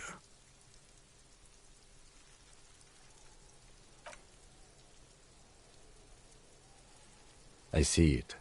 His neck too. The lividity goes right up his chin. We have good, well-pronounced discoloration here. The monster comes back into focus, an explosion of color, coursing with dark marbled veins. His stomach appears pregnant with something. Black liquid streams down his thigh and onto his boot. So, what do you think?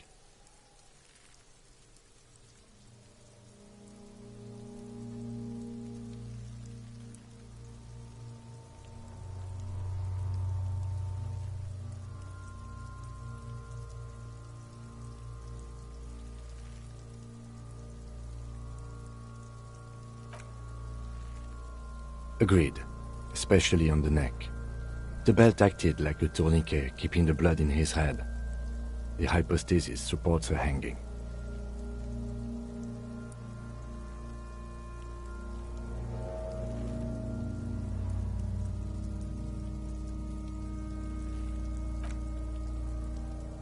There's always a chance. We should check for ligament marks on his neck to see if they're in tune with the belt. We'll have to get him down first.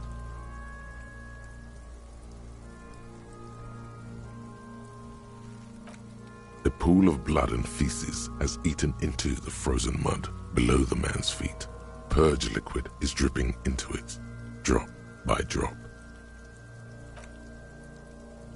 The victim appears to have contained no more than half a kilogram of digestion at the time of death. The fuck are you saying? Talking about shit.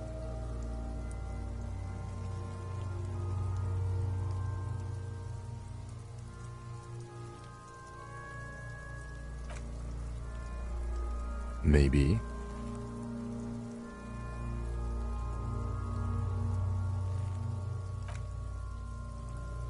I do. Most of them are post-mortem. Maybe even all of them. The delinquents have made our jobs harder with their little sport. Stop talking in riddles, coin slot.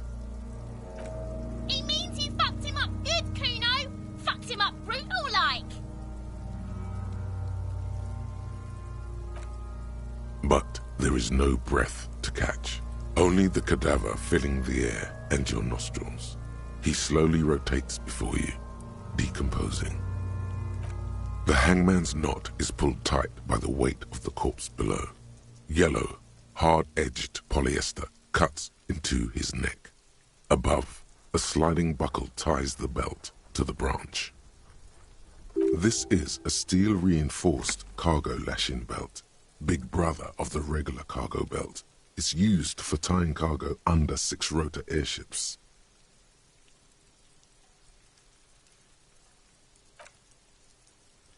Airlifting.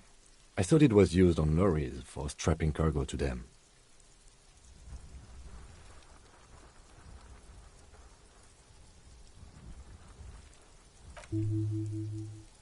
The local harbor uses 6 rotors to shuffle containers around. I get the sense they use whatever was on hand, without paying much attention to not incriminating themselves.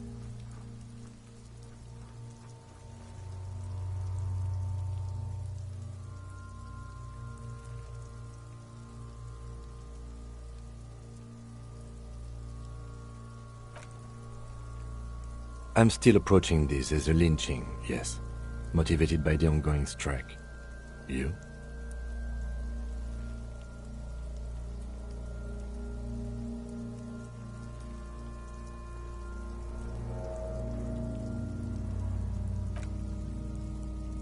We all are. This belt worries me.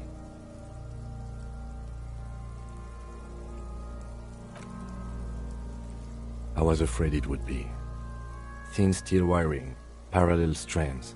This makes getting him down more problematic than I had assumed. A noose is one of those things that's easier to use one way around.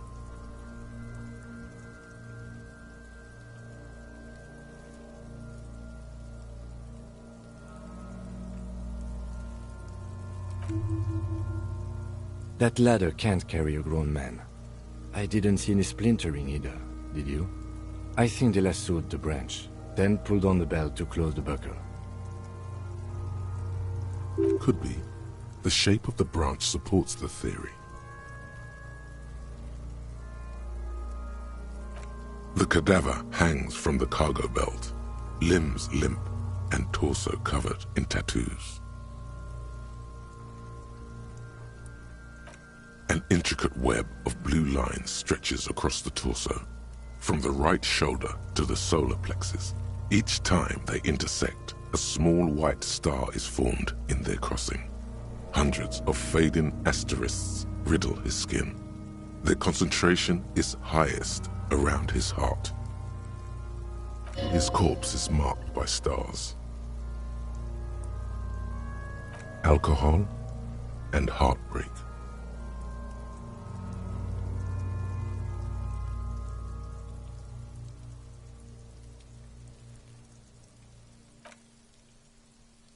A map of the stars.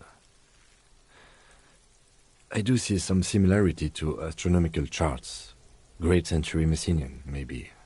But this seems more particular. Customized somehow. As if someone left out most of the night sky, filtering it through personal choice. The principle of this filter remains unknown to you. The thought dissipates, and you feel as though you were only half right. So am I.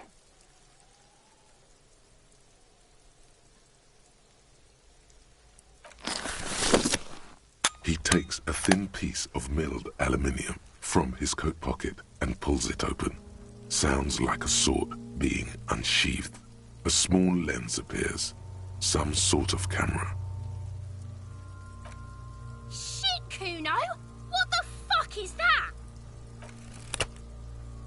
An instant color camera.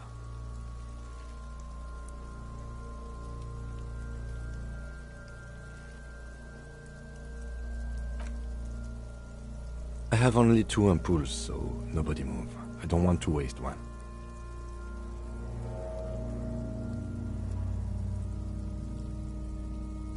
A sound, a shrill flash, followed by the breaking of a small ampoule of glass. You see streams of color pour onto the thick, glossy piece of paper, rolling out. In case we need it.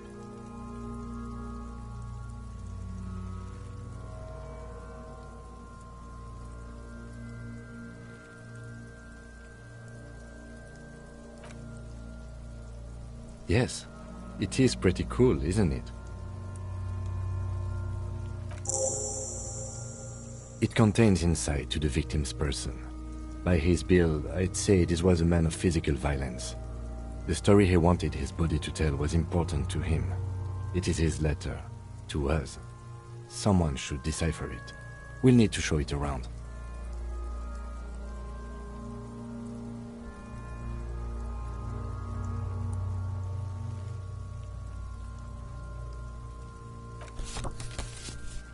Sure. Just don't lose it. The glassy-eyed corpse looks by, his mouth mute and his skin as colorful as the chemical rainbow on the photo paper, teeming with opportunistic organisms. The material appears to be ceramic. Its clean white stands in stark contrast to the decaying flesh above the knee. The man wore thick polymer socks, probably for padding. A fine array of interlocking plates covers them. Delicate and fragile, they feel alien to the world around you, out of place somehow. These are clearly not boots. They're armor, possibly part of a larger set.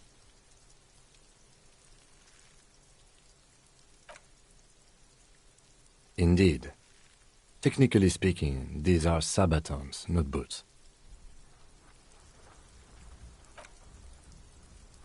Ceramic plate.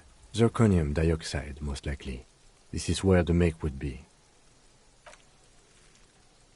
Under the heel. Fair weather. Fair weather model T500 VE. I'm guessing that's vitreous enamel. This is advanced stuff.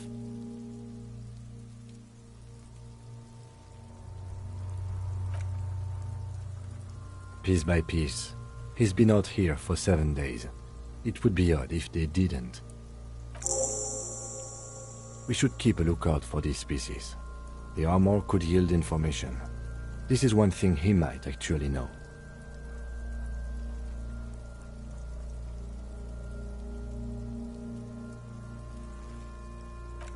The sabatons dangle off the man's decaying form, ageless and synthetic. It is. It's expensive. We've requested similar material for our tactical units for years now. The constabularies deemed it too costly. In that time, we've lost 6 men to semi-automatics. For a full set, about 4 years of wages. For the northwest region of Revachol, an officer's average yearly income is 5,500 real, unadjusted for rank.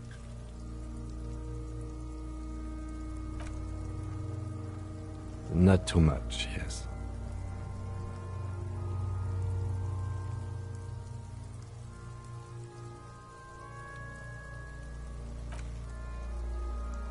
It's a sorry situation, I agree.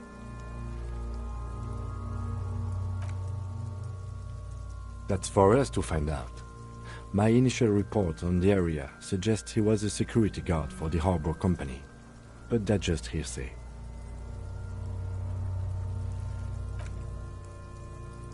Just something I scraped together from my station. An area report on Martinez. I'm sure you did the same.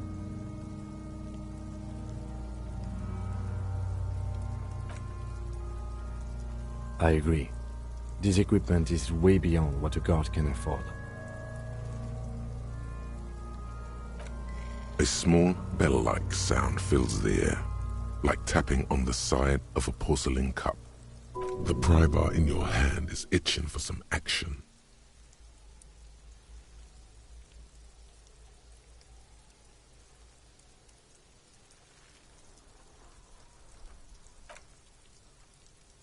It's anything but.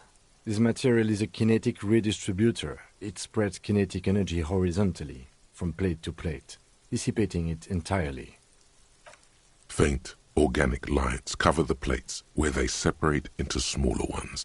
These plates then divide into smaller plates until there are hundreds of them altogether.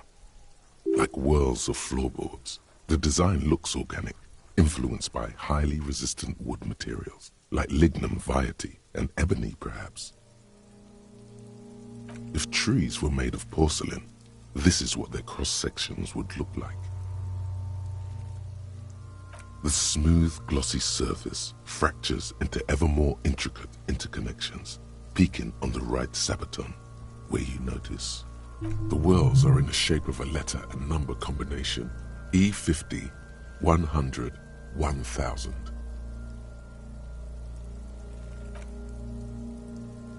Good. Can you read it to me? X5415 6745 678222. Let's lie.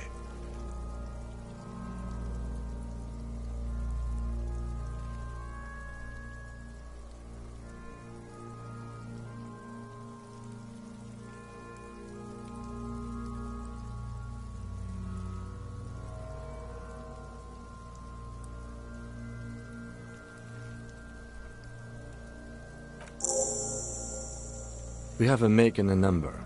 That's something. We can use the radio in my kinema when we're done. Either station can chase it for us. This feels dangerous. Are you sure?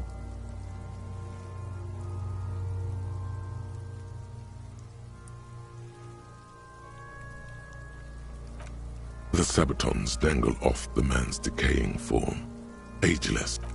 The cadaver slowly twists on the cargo belt, his torso covered in tattoos, and extremities blotched pink and blue. Of course. You have questions, don't you? The power... Come back later, Corpo. Amuse yourself with my frank manners and my memento mori features. If possible. Are you sure we finished the preliminary examination of the cadaver? We might miss some of these things once he's done.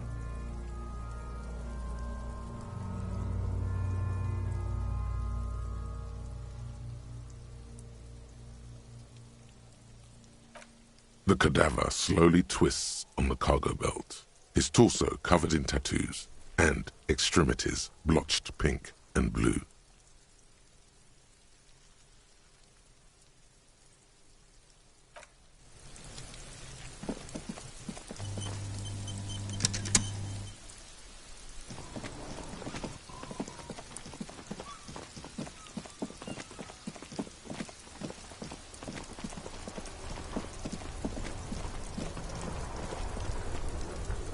Inside, you see a set of steering levers, a radio microphone, a pull-out toolbox, and the soft glow. This is Precinct 57. How may I assist you?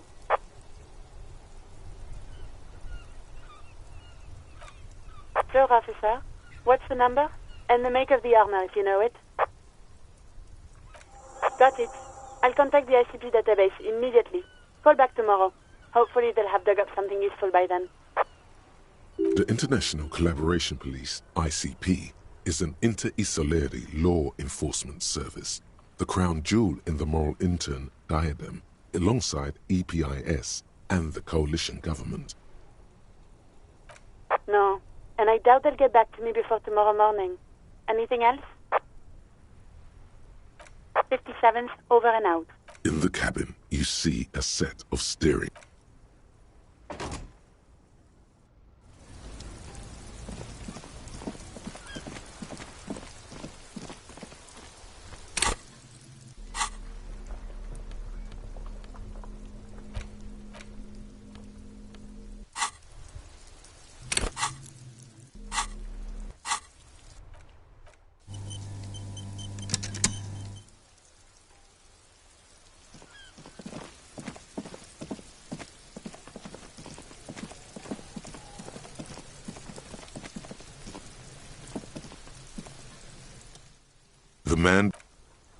The material appears delicate, and these are clearly not boots.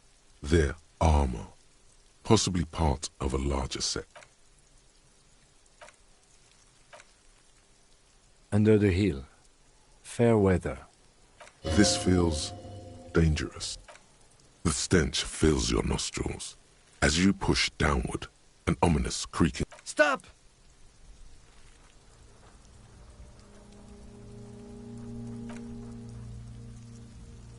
Pig's gonna pull his head off. mental!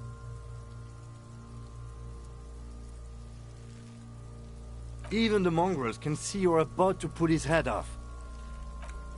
Do it, homo!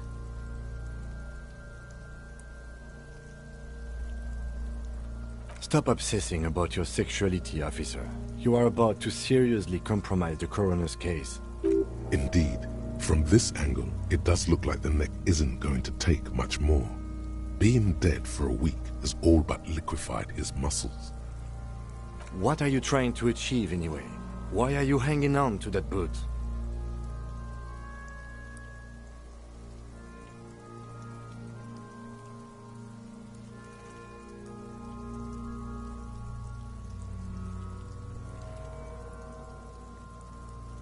How many clues do you need?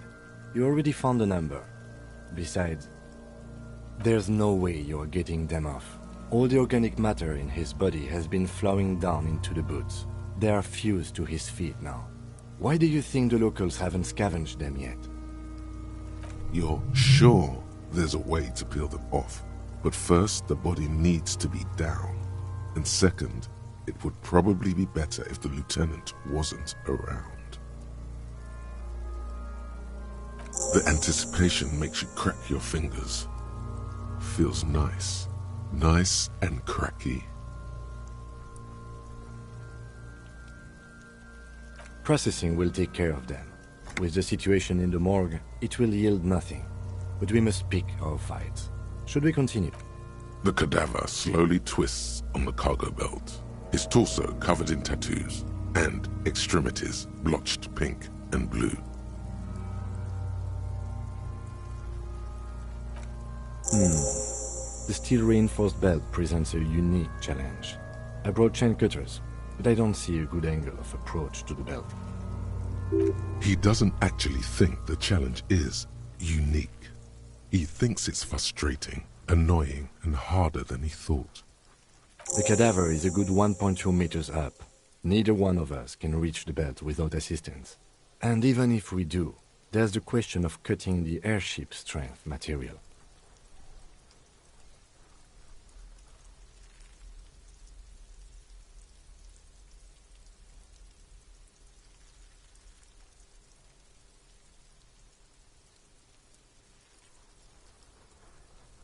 Someone else? You mean, like, the police? What was that about processing, then? Weren't they supposed to take care of the boots? Why don't they help? No. Think of the boys from processing as murderers. Only instead of people, they murder crime scenes.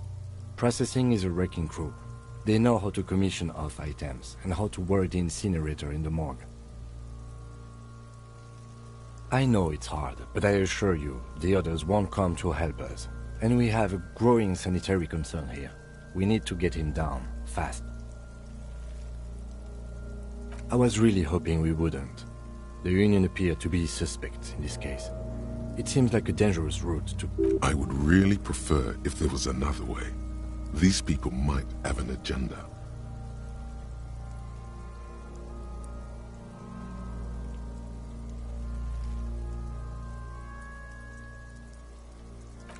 But what other options? The corpse twists on the belt, like chicken on a skewer. Climb up there and saw the branch? There has to be a less risky way, with less falling down of trees.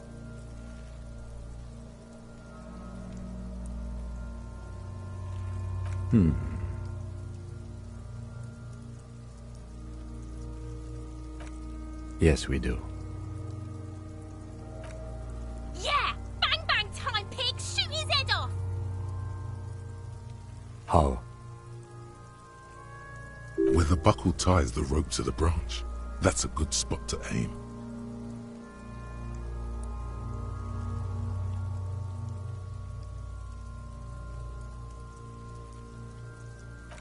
Where? Ah, yes, I see. If the shot hits that, there might be a chance to release the belt. Yeah, now we're talking. Entertain a Kuno with some shit. They'll miss! The pigs will miss, Kuno!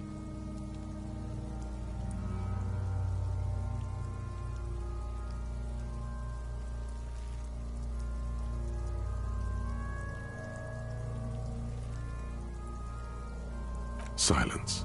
With his elbow sharp, the lieutenant unzips his jacket and produces a lightweight firearm. He drops a paper cartridge in the barrel, separates the scouring stick, and gives the cartridge 5 tucks. That's a Kiel A9090 Armistice, mass-produced muzzle-loader, ascetic, frugal, one of the most common firearms in the world. He then steps back and assumes the fellow's Stess position, taking aim. The corner of his eye twitches. His finger is on the trigger.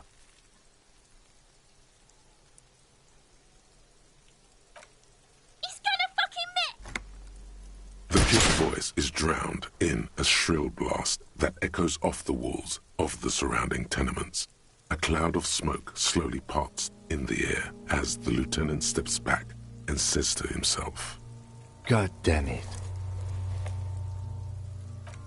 Fucking idiot! Mookaba asshole!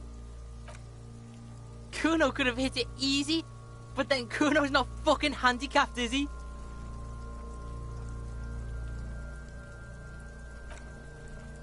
Kuno's sorry too. Kuno feels sorry for the Beano clad. The lieutenant doesn't say a word, just looks at the gun in his hand.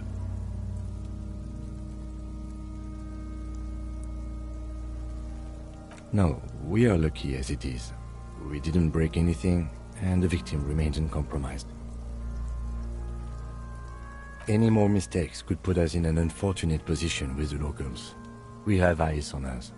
I didn't do us any favors with that. Remain collegial, officer.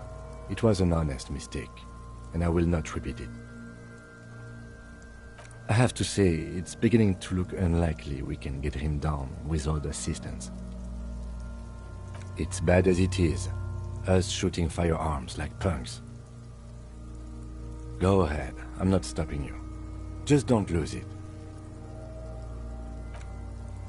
They only have one gun! This is the sorriest pair of pigs Kuno's ever seen. Yeah, take it, you fucking banana boyka!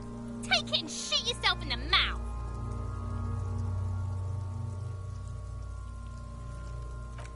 The cold piece of bakelite and gunmetal is surprisingly light. Your fingers fit right through the guard, instinctively resting on the trigger. The fuck are you waiting for, Kuno? Tell him to shoot himself in the mouth! The buckle comes into focus in your sights. You stand with your feet planted firmly in the ground and your left hand supporting your gun arm.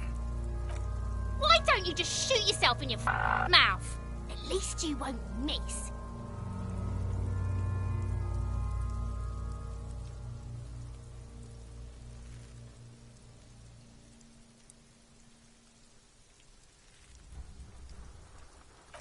Your field of view narrows. The branch slowly moves, becoming entirely two-dimensional. The metal buckle glimmers, catching the evening light. As the slow movement of the branch in the wind and your shoulders directing the gun sync up, dancing hypnotically. Look, he's crying! You gonna cry now, fucking faggoty?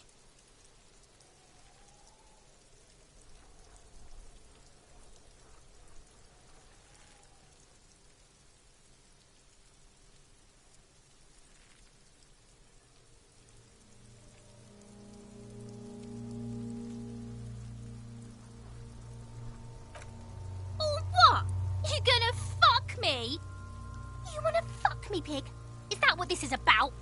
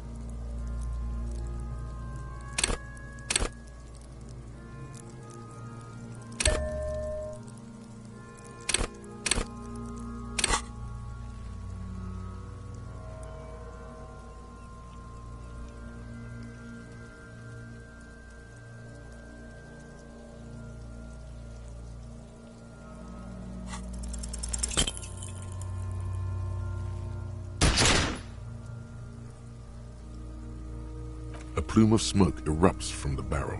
Your hand goes numb from the explosion. With your ears still ringing, you lower them. You missed the belt, but hit the corpse straight in the chest. Bits of ribcage protrude from the skin. No blood, only a murky sludge dripping down his belly. The sudden stink makes your eyes water.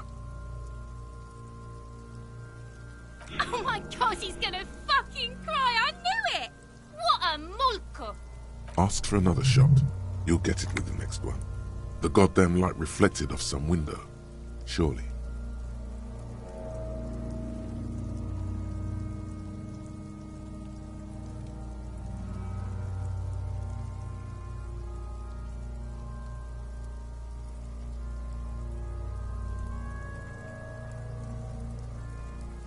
The cadaver is already compromised bad enough.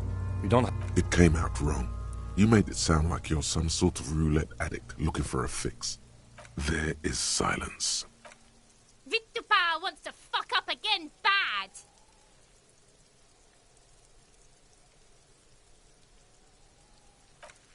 It's the song of my people, asshole! Don't provoke her.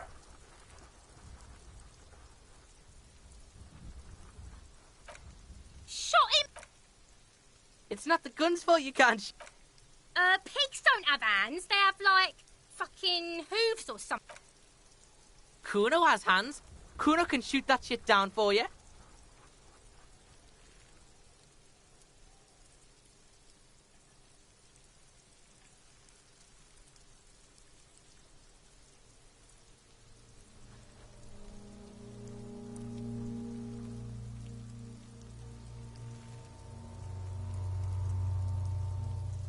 The lieutenant does not dignify that with an answer. He snaps the button on. We still need to get him down, somehow.